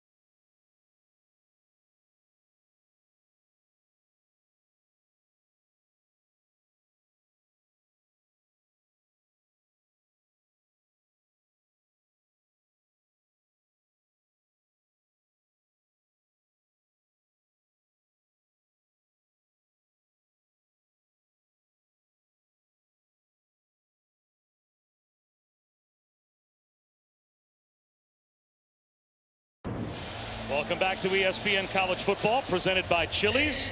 Well, Corey Heatherman wants his defense to take over now, and he is a bundle of intensity. And an amazing story, a meteoric rise as a defensive coordinator. He was a Division III quarterback at Fitchburg 20 years ago, goes overseas to play quarterback in Germany, ends up coaching for Curt Cignetti, defensive coordinator at James Madison, and then spends some time as a linebackers coach under Greg Schiano at Rutgers. Get a direct snap here to Dan Villari, and he'll plow forward and move the pile for about 4 yards. But then after coaching for Coach Schiano at Rutgers, in 1 year, completely remade the defense for Minnesota under P.J. Fleck. Had never met Mario Cristobal before. Mario calls him, says, I'm remaking my defense, and I want you to be my defensive coordinator down here. And he blinks, and he finds himself in South Florida. Yeah, he was an entertaining interview, and a guy who really has put in the work to really learn defensive football to the degree that he knows it, because it wasn't his background, and now he has made as big a difference with this football team this year as anyone. And Chris, he believes having been a quarterback has helped him be a defensive coach. He does, and sometimes you just have to take the path that's given to you. He wasn't planning on being a defensive guy, but that was the only opportunity he got as a GA out of college. He did that for a couple years. Finally gets an interview with Old Dominion, and he thought, this is my chance to get back on offense. Had a great interview. Then they call him, and they're like, hey, would you be our linebackers coach? And he was like, well, I should have seen that coming in some of the questions that they asked me at the interview. It turned out to be a pretty good path for him. He was disappointed to be offered that job. Jet sweep. Trying to turn the corner. And not finding a ton of room is Davion Kerr. And Lewis, you mentioned this with him, how you thought it was so valuable to look through the lens of a quarterback's eyes to then be a defensive coach. Yeah, some of the great coaches of all time have kind of that dual background as far as being maybe starting off on one side of the ball and then switching to the other. Think of the great Tony Dungy, who was a quarterback in college, who wound up being one of the great defensive backs and defensive coordinators of all time. Mike Tomlin, a wide receiver in college, moves over to the defensive side, becomes a great coordinator, and now a Hall of Fame caliber head coach. Spinning out, 3rd and long, Ricky Collins on the run. Across his body, and jump ball down the sideline, incomplete. So it'll be a punt for Syracuse. It's another stop for Corey Heatherman's defense, as Akeem Mesidor was in hot pursuit of Ricky Collins. But just to give like a little bit more context as to why some of these guys who transition from one side of the football to the other, in particular offense to defense, look, Corey talked about the fact that, look, he can help the back 7 guys with understanding exactly what quarterbacks are thinking and processing as they go through progressions, and how you can kind of play mind games with them and maybe bait them into making some decisions they don't want to make. And I think that's invaluable. I think that's the kind of thing you should be looking for in coordinators and in head coaches in particular. Malachi Tony wants a return. Spin move. And eventually it's knocked down at the 16-yard line, but the Miami defense, they've scored in addition to mostly shutting down Syracuse. And here you see Akeem Mesidor, one of these fantastic defensive ends. You just see the outside speed rush. And then the pick 6 by Keontae Scott, just sitting in the throwing window perfectly, making the catch and then taking it to the house. And then Mesidor again, right before the end of the half. All of his teammates got the ball carrier, stood up. Just seeing Willis, and then he's in there just pulling out that ball. And there you see Jason Taylor, who's in charge of coaching these defensive ends. And he has just got them playing at such a high level.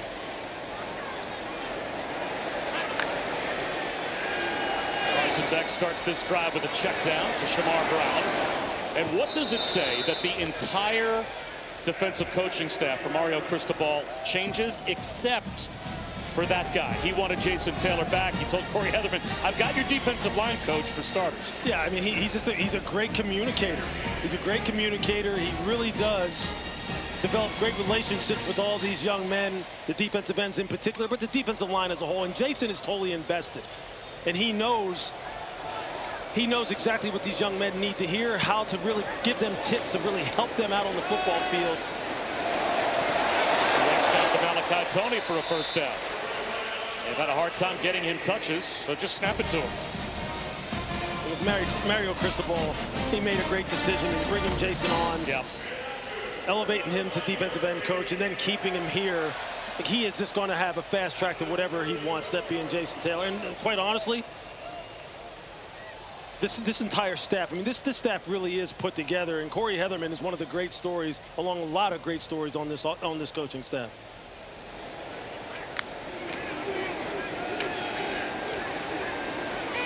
Shamar Brown for 3. I'm not sure how much money Jason Taylor made playing in the NFL, but I'm going to wager it was enough that he doesn't necessarily need the job. No. Right, like he is invested, and he's a position coach.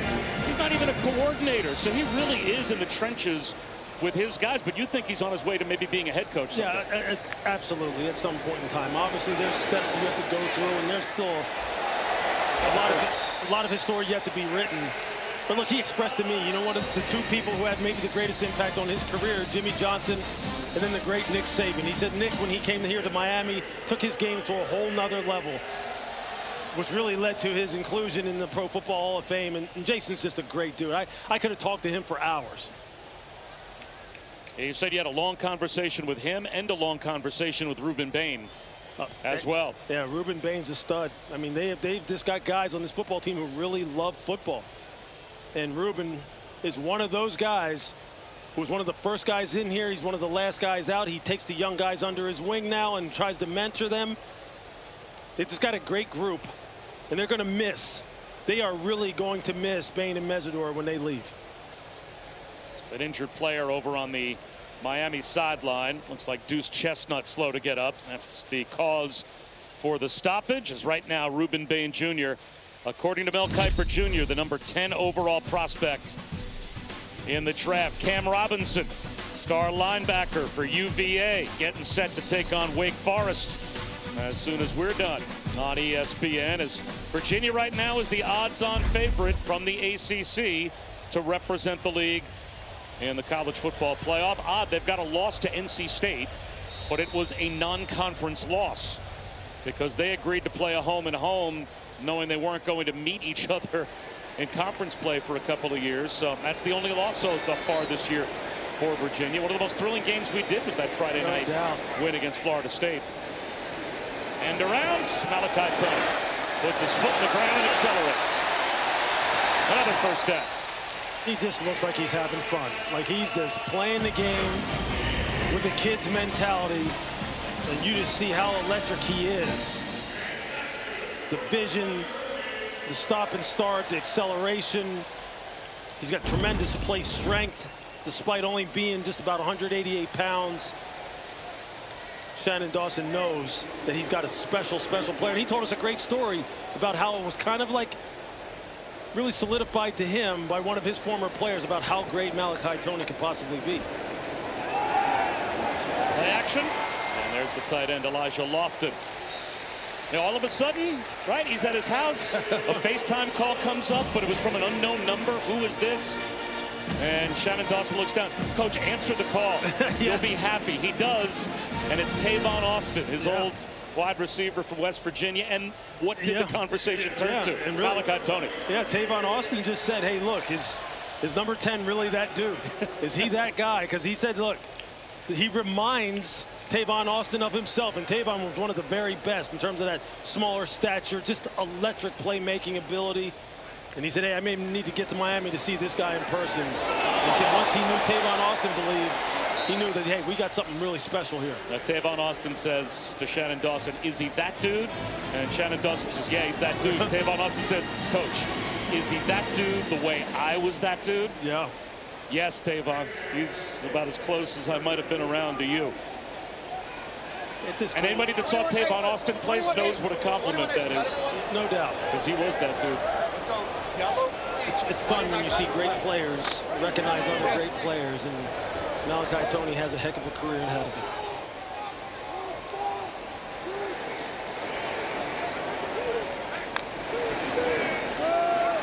Hand it off to Gerard Pringle Jr. By the way, that's another true freshman. There are some exciting young players on this Miami team. He's got 10 yards. Yeah, they told us that Pringle was going to get some run along with Lyle and Shamar Brown, and there you see just another young freshman that is trying to get some game action. Continue to build out this roster. Like, they have really been knocking it out of the park as far as their recruiting classes that they've put together over the past couple of years. And as you see, Mario Cristobal knows they just got to late in the season finish off season strongly, and they'll get everything that they want. Pringle again. Down the sideline. Touchdown.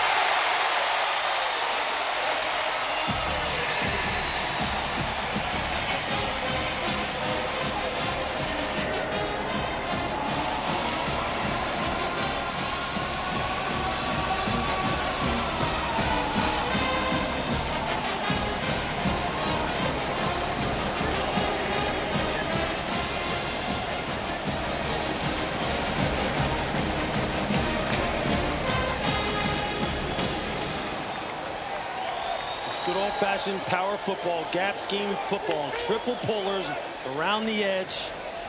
Gerard Pringle just has nothing to do but just run and follow the blocks.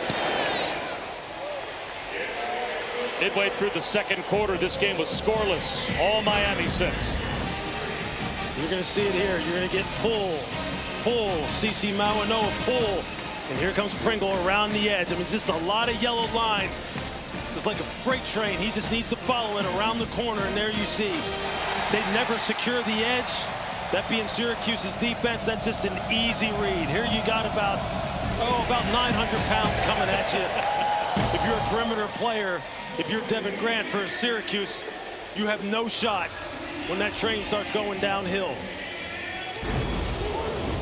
You said that like somewhere in your memory bank you remember that being unpleasant. Yeah, I've been in those situations where the big guys are coming out there with a full head of steam, and it's just not fun. And when you have backs as talented as Pringle, as talented as Fletcher when he's healthy, Shamar Brown, Jordan Lyle,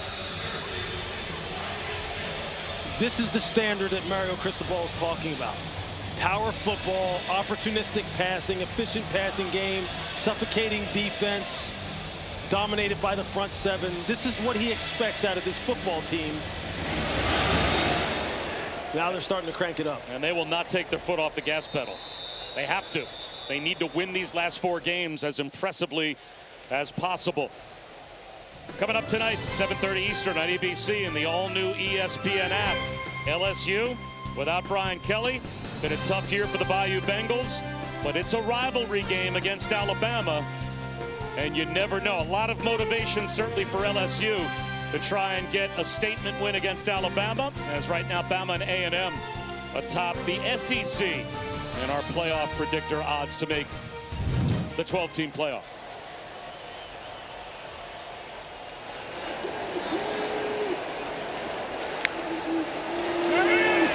Collins tripped up and he goes down.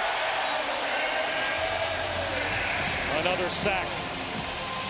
Jacoby Thomas on a blitz. You're just going to see Jacoby Thomas just coming off the edge, and watch, you're just going to see the running back, Will Nixon, just get run over. He's just not able to get his feet settled. Jacoby Thomas, just with the power and the intensity, and you see this Miami defense really starting to crank it up.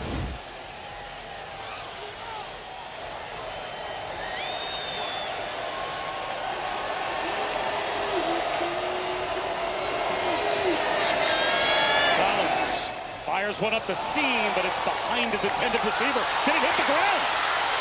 It went off Darius Johnson into the hands of Jacoby Thomas. They never whistled it dead. Jacoby Thomas scooped the ball up. That may never have hit the ground. That might be an interception if they stick with the call. We'll see. Right now it's ruled an interception. On the field is an interception by Miami. First down. You see Darius Johnson trying to stop his momentum. Doesn't look like the ball hits the ground from that angle. It's not real clear if it does. Then you see Jacoby Thomas get his hands underneath the ball. So we get another clear look at this. I'm not even sure when Jacoby Thomas had the ball pop into his hands that he thought the play was alive. I think his teammates almost had to tell him. They sure did. Hey, that's an interception. Start running. Look, he's ready to hand the ball to one of his teammates. Yeah. He's got Mo Toure saying, no, man, that's an interception. Start running. I'd like to see another look at that, another angle. And replay's going to get involved. Because based upon Jacoby Thomas's angle and his line of sight, if Ruling anyone would know if it hit the ground, it would be him. Interception is under further review. I don't know that I've ever seen a guy pick a ball off and then have to have his teammates tell him it's an interception and start running. Might be able to get a better look at it here from this angle.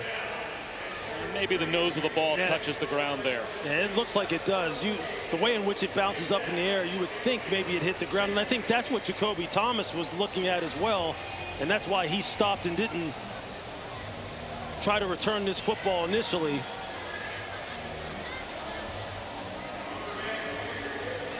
He clearly catches the ball out of the air. Question is whether or not that tip of the ball did hit the ground. And at full speed, such a bang-bang play. You can certainly understand why the officials, the way the ball popped up, thought it might have still been alive. You see it bounces off of the face mask. It's right there. Is that where the ball hits the ground, and that's why it pops up in the air the way it does? Again, they ruled it an interception on the field, so they have to have indisputable video evidence that the ball touched the ground.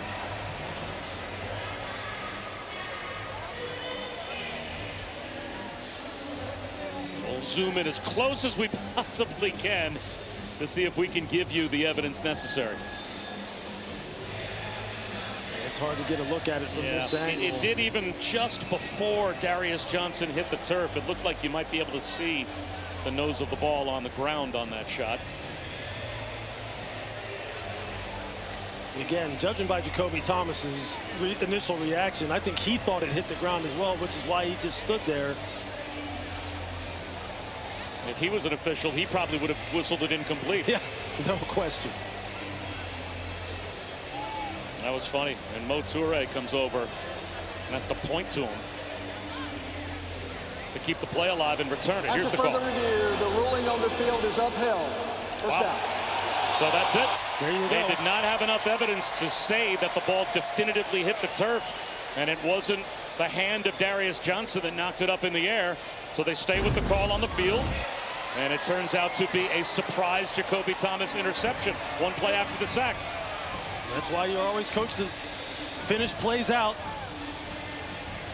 until the referees declare whether or not what the play actually was. And look, that's just another opportunity here for Miami now to really start pouring it on. This reminds you a little bit of that Stanford game and how they came out in the second half, got some turnovers, had some short fields. There's Pringle bouncing off tacklers.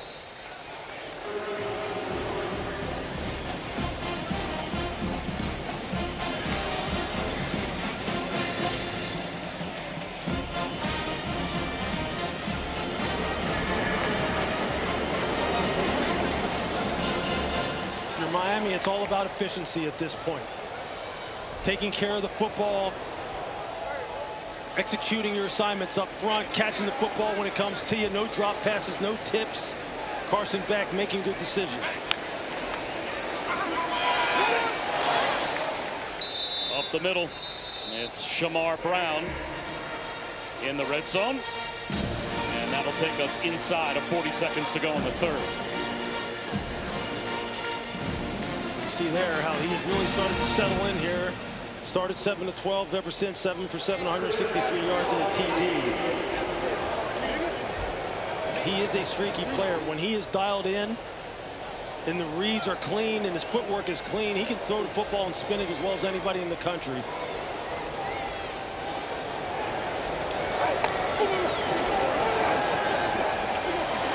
All day to throw for Carson Beck. Nearly throws an interception. Devin Grant almost made a one-handed pick. Yeah, this is not what you're looking for. There, you see him here. He's really trying to scan the field and really throws it in the harm's way, where basically throws this ball into triple coverage. He's trying to get this to Alex Bauman in the middle of the field, and you can see there's a linebacker, Devin Grant, standing right in front of him, the nickel defender. And you got two defenders converging on his tight end, running that crossing route. That ball was never going to be completed.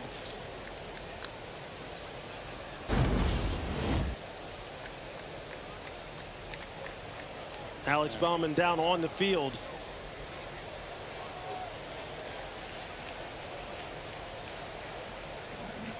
So while they take a look at Alex Bauman, again, Miami comfortably in front now, looking to add to the lead. If they win all of their remaining games, you can see just to make the 12-team playoff based on, I guess, some results that have happened today, down to 8% to make the playoff if they win their remaining games. So it even more, I think, emphasizes, Lewis, the need to win convincingly to add to their resume as best they can, just try and keep hope alive. Yeah, whether you like it or not, whether you agree with it or not, eye test and how these teams look and the manner in which they play and the manner in which they win is going to be something that's going to become a factor in these rankings as we move down the stretch. And Miami's aware of that. We're all aware of that. And that's why playing clean football, efficient football, and dominating opponents is something that they're simply going to have to do in order to give themselves a chance.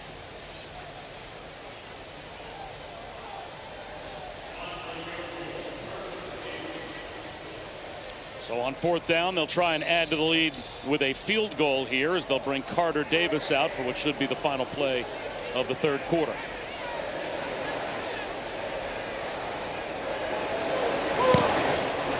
He adds 3 more. And that will take us to the end of the 3rd.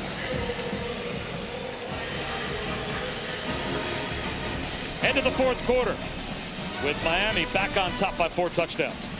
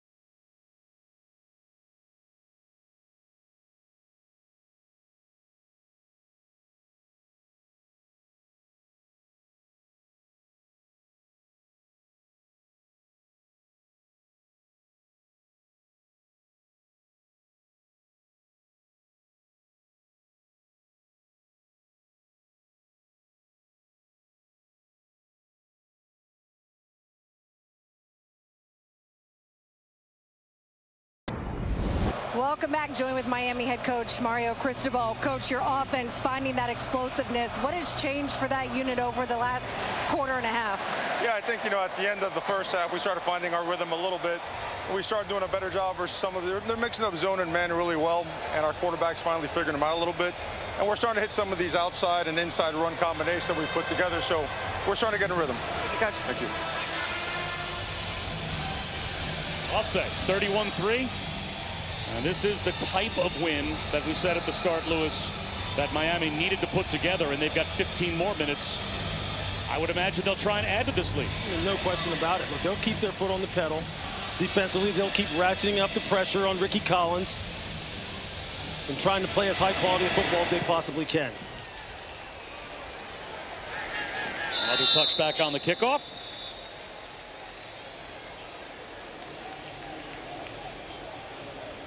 Last week, Syracuse really struggled offensively, and they've had some moments tonight where they put some drives together against Miami.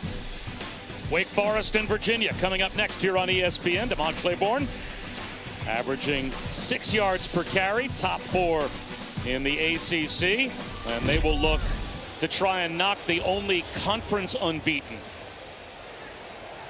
off for the first time this season, as Virginia's got a 5-0 record in the ACC. Fumbled snap on the exchange, and gathering it in and avoiding a giveaway is Tyreek Hill. And it looks like Villari might be hurt. As you see again, this defensive line just continuing the hunt, continuing to play with some abandon. You see, I think it was Mesidor coming from the backside. Ruben Bain setting the edge front side. And Mesidor rolled up on the left knee of Dan Villari, who we had a chance to speak to this week. Talk about a leader, a guy that went to Michigan as a quarterback, transferred to Syracuse to try and play quarterback, but then he ended up as a backup, almost transferred out. His dad talked him out of it, though, after a couple of years ago the coaches suggested, why don't you try tight end? We think you could be a good one. And he is probably headed to the NFL as a tight end. Yeah, he has got tremendous skills, tremendous route running skills. He's a great competitor in the run game. He's got a great attitude. He wanted to finish out this season strong and do whatever he could to keep this program moving in the right direction. Another sack. Ruben Bain Jr. plants Ricky Collins. An 8-yard loss. And then Ruben Bain just basically runs around Cam Pringle. You're going to see it right here. Pringle never really gets a hit on him. He comes off the line with great get off and is able to get that inside shoulder down to where the punch goes right over top of his back and then just flatten down the line of scrimmage. These two defensive ends, Mesidor and Bain, just put in so much work. Everyone down here talks about their work ethic and how they have continued to try and pass on what they have learned to all the young defensive ends and defensive linemen in the room. A screen to Darian Williams.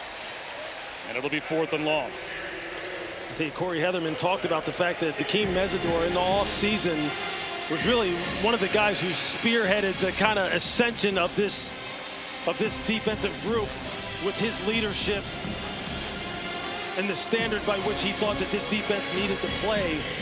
As you see Mel Kiper's draft rankings there, Bain first overall as far as the defensive ends are concerned, and then Keldrick Falk, who we've seen down in Auburn a year ago, and then Mesidor. Stonehouse with a punt up against the sideline. And stepping out of bounds is Malachi Toney. Miami has it back.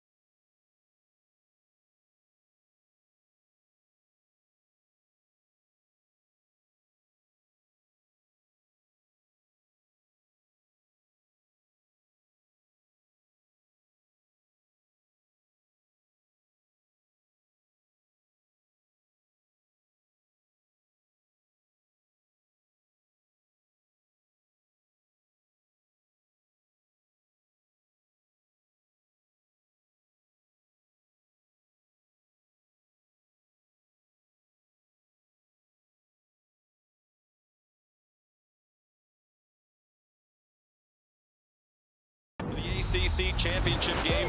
To the end zone! Touchdown!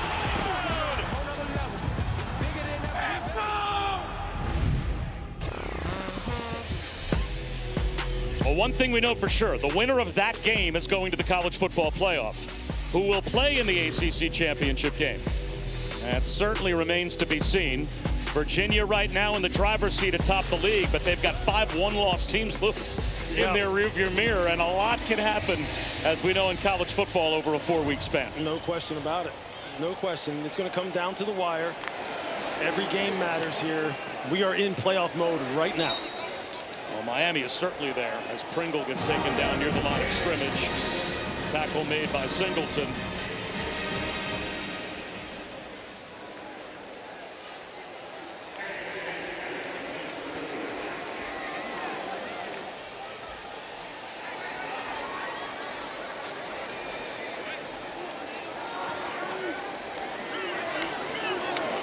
Pringle again. Makes a man miss near the line of scrimmage. He's close to a first down. I tell you, Gerard Pringle has looked good. I mean, that is a nice downhill run. Great jump cut. Lots of acceleration and quickness and urgency. And he has really shown something here. And Shannon Dawson said he wanted to get him some run and get a good look at him.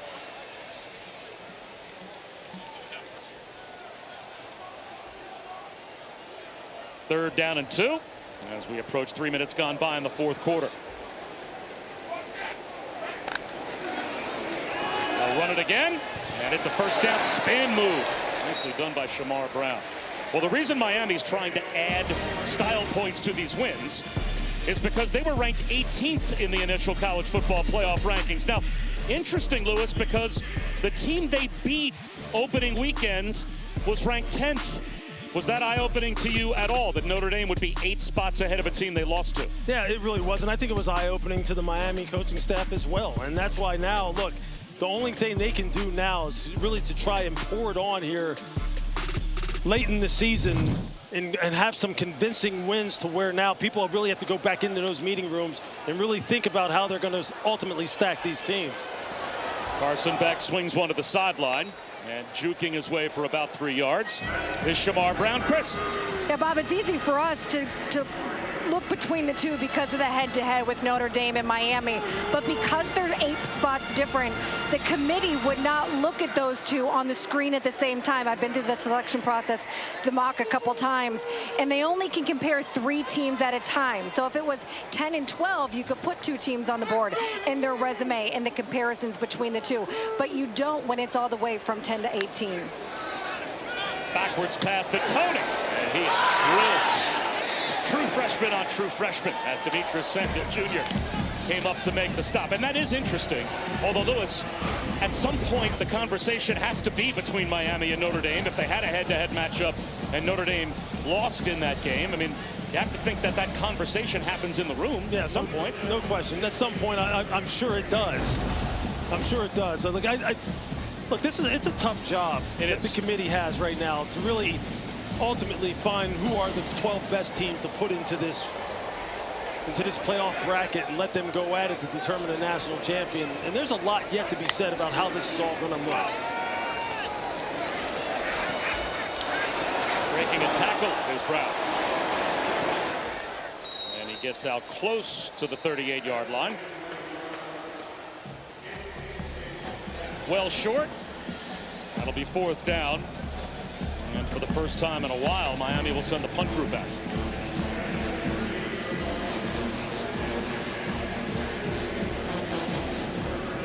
When Carson Beck had Georgia in the SEC championship game, poised to be in the college football playoff, to possibly be a national championship winning quarterback, and ends up tearing his UCL, had surgery, elbow surgery, and that led him eventually to Miami, and also led him to take his name out of the NFL draft, put it back in the portal, and he's trying to get Miami to the college football playoff here.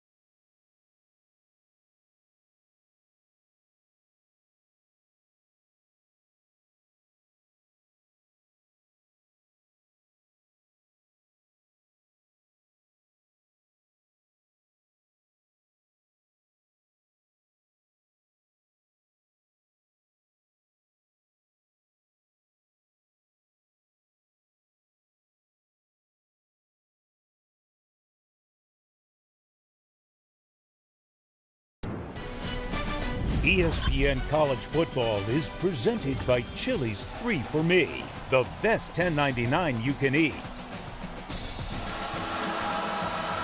This has become the trend that is sweeping the nation. Shirtless guys celebrating, everyone coming up to a section. Actually started 3 weeks ago in Stillwater at Oklahoma State. It started with one fan and a bet by his sister. He took his shirt off. Everyone then kind of joined them. They've continued to do it. And some guys maybe went to go to the mall, maybe go buy a shirt, maybe go do something else. Here's a play on words for you. In Stillwater, they call it Section 2 No Shirty 1. Well, that's where they all were. So they got on television, they waved their shirts. Our work is done here. And they have vacated. I guess all gone back to their seats. Back to the ground is a true freshman, Tyleik Hill, trying to make an impact. He came into tonight with only 7 carries on the season. But getting some run here for Fran Brown in the 4th quarter. And they'll give it to him again. And he makes another terrific move. Downhill through the hole at the line of scrimmage for a first down out to the 42-yard line. Just a nice run by Tyleik Hill. Again, this Syracuse football team continuing to compete, continuing to gather information for the 2026 season. But Fran Brown knows that there's still a lot of work yet to be done. And they are hard on the recruiting trail. They have some good players coming in, and he believes that 2026 is going to be a good season for this football team. This has been a rough couple of weeks for him. He has made changes on the coaching staff. He has played a lot of young players. Just a lot going on with this football team. The better days are ahead. Spin move for a couple more yards for Tyleik Hill. Well, when Fran Brown had an NFL quarterback last season, they were a 10-win team. And Kyle McCord, who became an Eagles draft choice, and he won as many games as any coach in his first year at Syracuse ever had. Paul Pasqualoni in 1991 in his first year also won 10. And they were a 10-win team last season. And for a good portion of the season had the #1 pass offense in America. They averaged 370 yards a game. Another crease. This time it's Will Nixon for a first down. It's not going to make Corey Heatherman happy. You're just going to see Will Nixon just get that ball back out the backside and accelerate onto the second level. He's had a couple good, nice runs here tonight as well. Miami, first of the half. So Miami will call timeout. Well, talking to coming for their defense.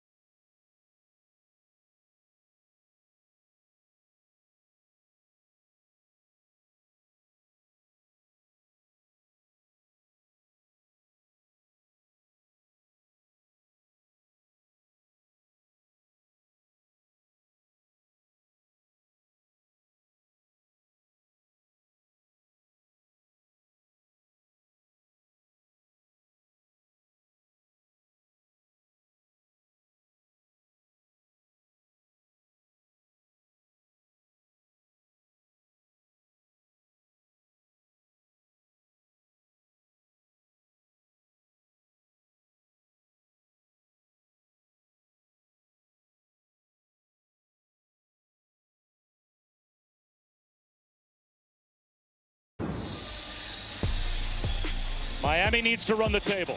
And even if they do, at least based on our All-State playoff predictor, it is a deep hole that they have dug themselves.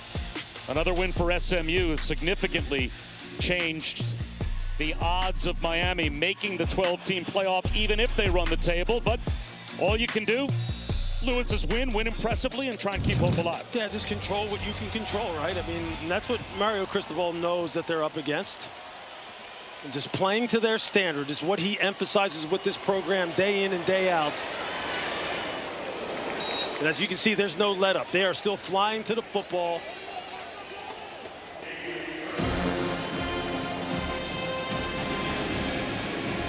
Here with 7 minutes to go and counting. Still trying to have all of their frontline guys still out there on the defensive line.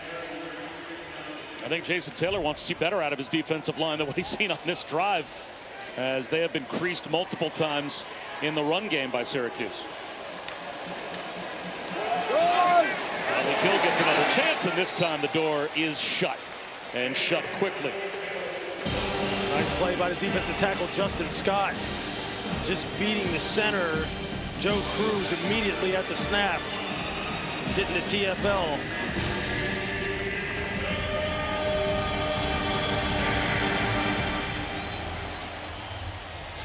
So now 3rd down and 7.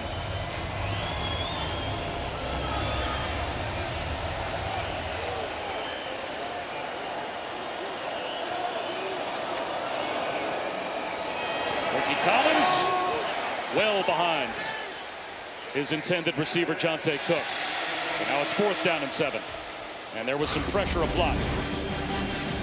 And you can just see the linebacker Chase Smith just coming hard down the B gap, just taking on Will Nixon, driving him back into the quarterback. And Corey Heatherman has not let up at all. You noticed this in the first half. As Ricky Collins started to get more comfortable, they started to try and apply more pressure, sending 5 or more frequently. And here they are again up at the line of scrimmage. Showing blitz on 4th down. They back out of it, and the pressure still gets home. Ricky Collins, great balance. Keeping the play alive, and now out to midfield. He's got nowhere to go. You can only run away from Akeem Mesidor for so long.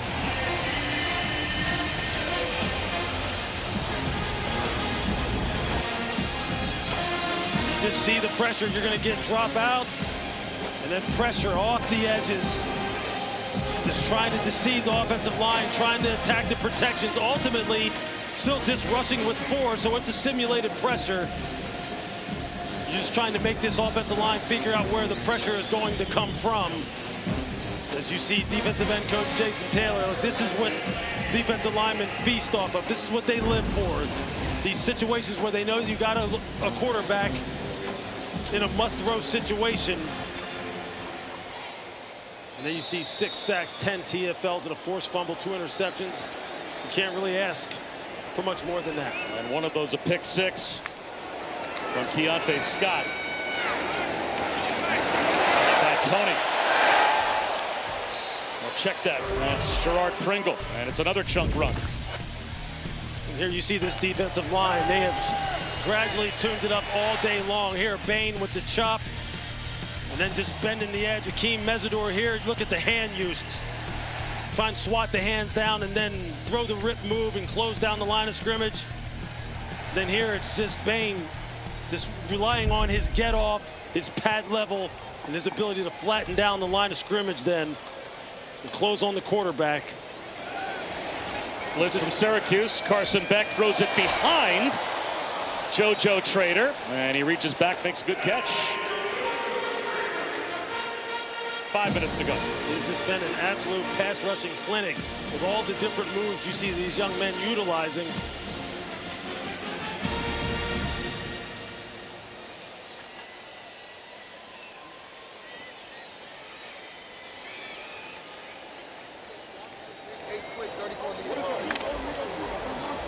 Carson Beck and all the starters still in there for Miami, which is exactly what we knew they would do and how they would play it. Pringle. Makes it 3rd down and about 3. Well, tonight, 7 Eastern on the ACC network. It's ACC Primetime presented by Serve Pro. The Noles taking on Clemson in Death Valley.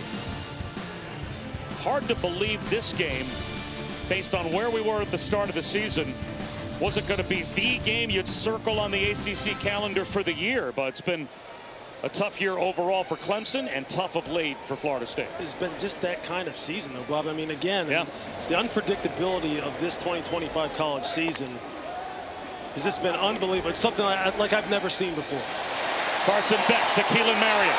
Hunting the pylon. He's inside the 5. First and goal, Miami with 3.5 to go. Just see Keelan Marion running the shallow cross on that little mesh concept underneath, where you have 2 shallow crossers going in opposite directions, anticipating man coverage, able to catch it on the run and then get the ball upfield.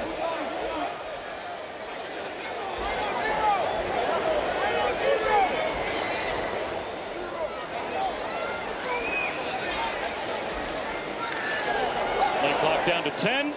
As they line up in a straight-up I formation with Shamar Brown, the I-back. But Syracuse will call a timeout from the sideline. Timeout. Syracuse. First of this half. 30-second timeout. So as you said, Lewis, the unpredictability of the ACC this year, it probably could not be more summed up than where Clemson and Florida State were at the start of the year. Clemson ranked 4th. As high as 7th for FSU, and then what's happened to both since. Yeah, I mean, Clemson, we've witnessed all of this happen. We've seen the games that really have kind of turned the tide for all these football teams. For Clemson, the loss to Syracuse at home down in Death Valley. Florida State, the loss on the road to Virginia as they were gearing up to play Miami the following week in that big showdown. We saw that derail them. Then Miami. You know, the loss to Louisville, I mean, just big time. Then they come back and they respond against Stanford. And then again, they lose once again to SMU on the road in overtime. Carson Beck, the interception in overtime in the end zone. It's just been wild. It's been wild for this conference this year. But again, as a viewer, it has been must-see TV.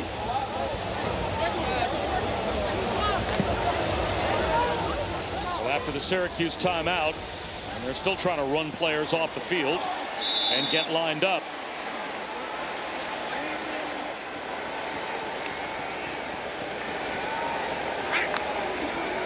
Carson Beck, a little throwback screen. Are you kidding me? He throws it back to CC Maui Noah, the tackle, and it's a big man touchdown.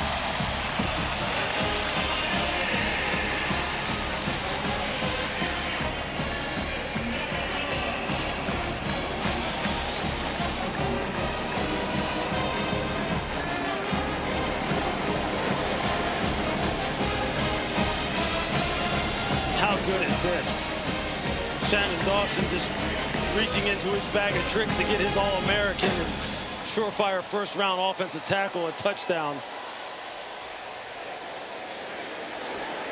That's pretty good athleticism for a guy who goes 6'6", 335 pounds now. Well, that's a guy, Mario Cristobal, you've talked about it, compared to Penei Sewell. Yeah. And a player that he was able to get when he was in Oregon. And getting a player like Maui Noah here, athleticism from the tackle spot. You're going to see it right here. You're going to see Carson Beck stop, turn, throw the football, and then you're going to see a caravan out in front of CC Maui Noah like he actually needs one. I mean, come on now. But you see his offensive lineman all trying to make sure, again, the center, Brockemeyer, with the turn back block. You're going to see 52 get out here on the edge and just make sure he seals it off. And here he comes. He's just going to peel back right there. And then Maui Noah. You see Carson Beck is like, nah, I don't need to jump up and do that. Carson Beck, that's probably as happy as a quarterback can be to give up a touchdown pass. That's a rushing play because he threw it backwards to Maui Noah. But he, of course, played last year with his brother, who's now with the Jets. They both come from American Samoa, where this sport, football, has become the sport of their island. And I remember talking to Kiko last year and said, look, we don't have a lot of teams. We've got 6 teams on our island. That's basically at the high school level, the league we play in. It's a 2-team playoff. But the coaches and everybody on our island loves the sport so much and are so invested. It's not unusual to have big-time players from American Samoa arrive here. And next season, both Maui Noa brothers could be playing in the NFL. Look, and Shannon Dawson and this coaching staff, the offensive coordinator Shannon Dawson and Mario Cristobal talked about they wanted this football team to play loose. That they felt like things became so tense, especially after the big win over Florida State back on October 4th, when all the talk surrounding this football program was that the U is back. The U is back. They're ranked at the very top in the country. The defensive line was just going crazy at that point in time. Malachi Tony had kind of taken college football by storm. He felt like maybe this football team started to play a little bit tight, especially as they started to experience some adversity. Just wanted to see that change. Wanted to see them have some fun. Well, that's the kind of play that'll make it more fun. So Ricky Collins out and Joseph Filardi in. Filardi really struggled last week at quarterback in his first career start. He is at Syracuse on a lacrosse scholarship. He's a dual sport athlete. And here's Tylee Kill again. He was one of the highest ranked lacrosse recruits in America when he came to Syracuse. So he is technically a walk-on for the football program. And that will take us down to the 2-minute timeout. 2-minute timeout.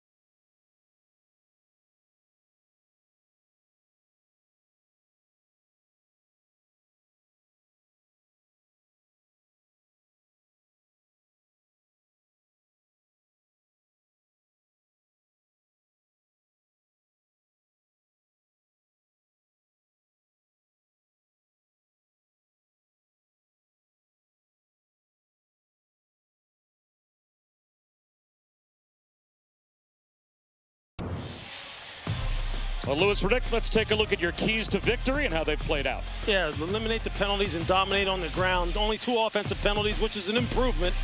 121 rush yards. We'll take that if you're Miami. For Syracuse, generate turnovers. Weren't able to generate any on defense. Offensively, win the one-on-one matchups on the perimeter. Only 85 receiving yards. That's not going to get it done. And for for Miami's defense, allow less than 75 yards rushing. They gave up 151, but they got a pick 6. They got a touchdown, and they have really, really gotten after the quarterback here tonight. Dante Bashai is able to make that catch. So Filardi, under 2 minutes to go, is going to run the hurry up. And Miami last week had 8 penalties in the first half. Tremendous one-handed catch. Will it count? They will, yes, say it is a reception. Ashiat. Personal foul, roughing the passer, defense number 25. 15-yard penalty added on to the end of the play. Automatic first down. Just when I made mention of the lack of penalties for Miami, and announcer jinx. Wow. That's a roughing the passer call. His right hand just brushed past the face mask, past the helmet. Miami has not had much luck with these very questionable roughing the passer penalties over the past 2 weeks. Yeah, last week, Marquise Lightfoot was hit with a brutal call when the officials were blowing a play dead, but the crowd noise, he didn't hear the whistle, came in and bumped Kevin Jennings and almost tried to hold him up. Yeah. And they called him for roughing the passer, and that 15 yards played a huge role in SMU getting into field goal range to force overtime. Absolutely. I mean, those are the kind of things that just seem so unnecessary. I mean, obviously they're all judgment calls on the part of the referees, and they're trying to protect the players as best they can. You just don't like when it really affects the outcome of the game. Jaden Hart inside the 5-yard line. So Syracuse playing for pride, trying to find the end zone before this game ends. And now a false start. Now they can avoid the 10-second runoff by using a timeout.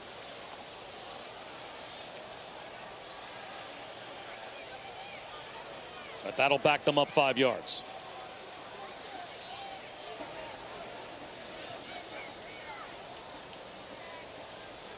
It looks like Fran Brown is going to use the timeout. Offense, number 77, 5-yard penalty, first down. That also qualifies for a runoff. However, Syracuse has used their timeout to avoid a 10-second runoff. So timeout, Syracuse. That'll put them back closer to the 10-yard line.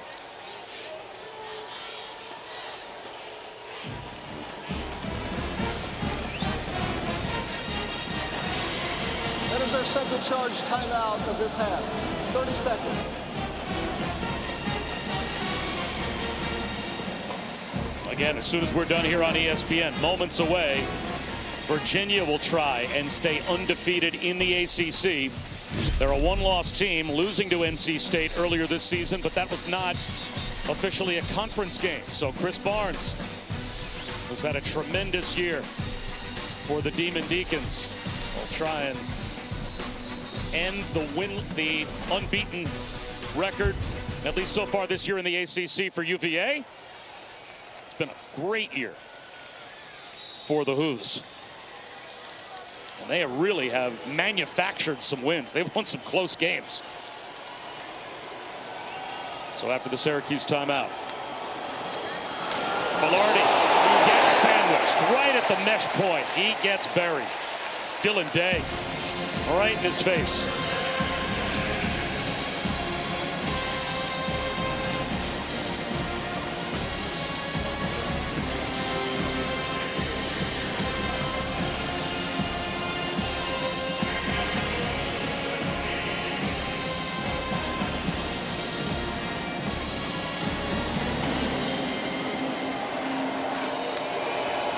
Miami brings a blitz. Filardi into the end zone. He's got a touchdown.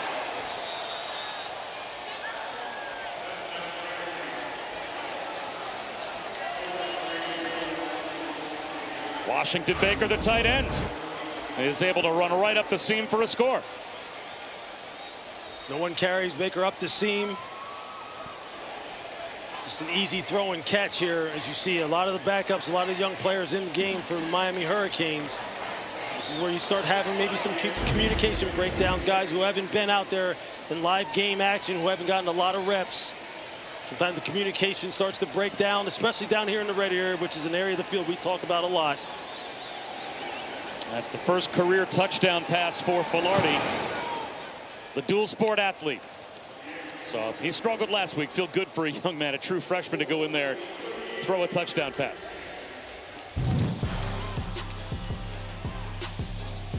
Very important games on the horizon in the ACC.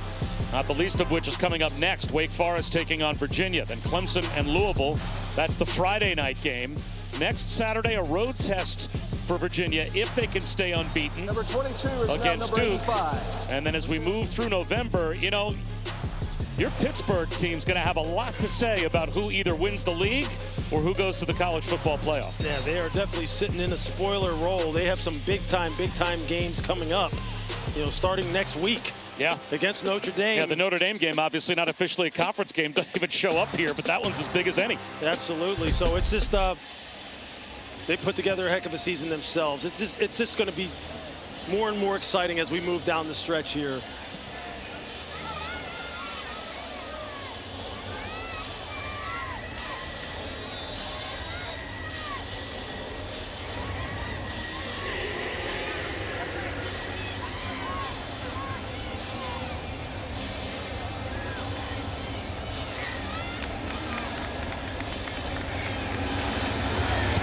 So a squib kick, and it's going to bounce all the way through, and caught on the dead run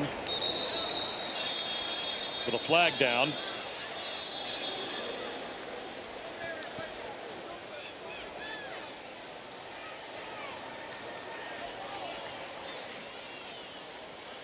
We'll have to get the penalty call, but this should just be victory formation. Return, holding by the return team, number 88. 10-yard penalty from the spot of the foul. First down. So at this point, hard to imagine. It looks like Emory Williams is going to go out to take the snap for Mario Cristobal. It's going to be anything more than just victory formation and a 38-10 win for the Kings. 83 is now number 65 for Miami.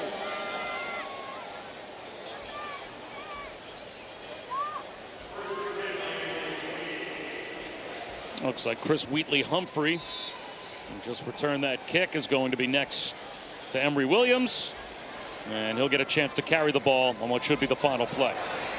So if style points matter, we'll see when the next college football playoff rankings come out. Miami rolled up some style points, Lewis, tonight as they win this one 38-10.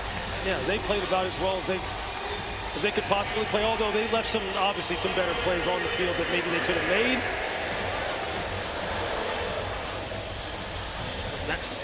Now all they can do is just control their performance, Bob, from here on out.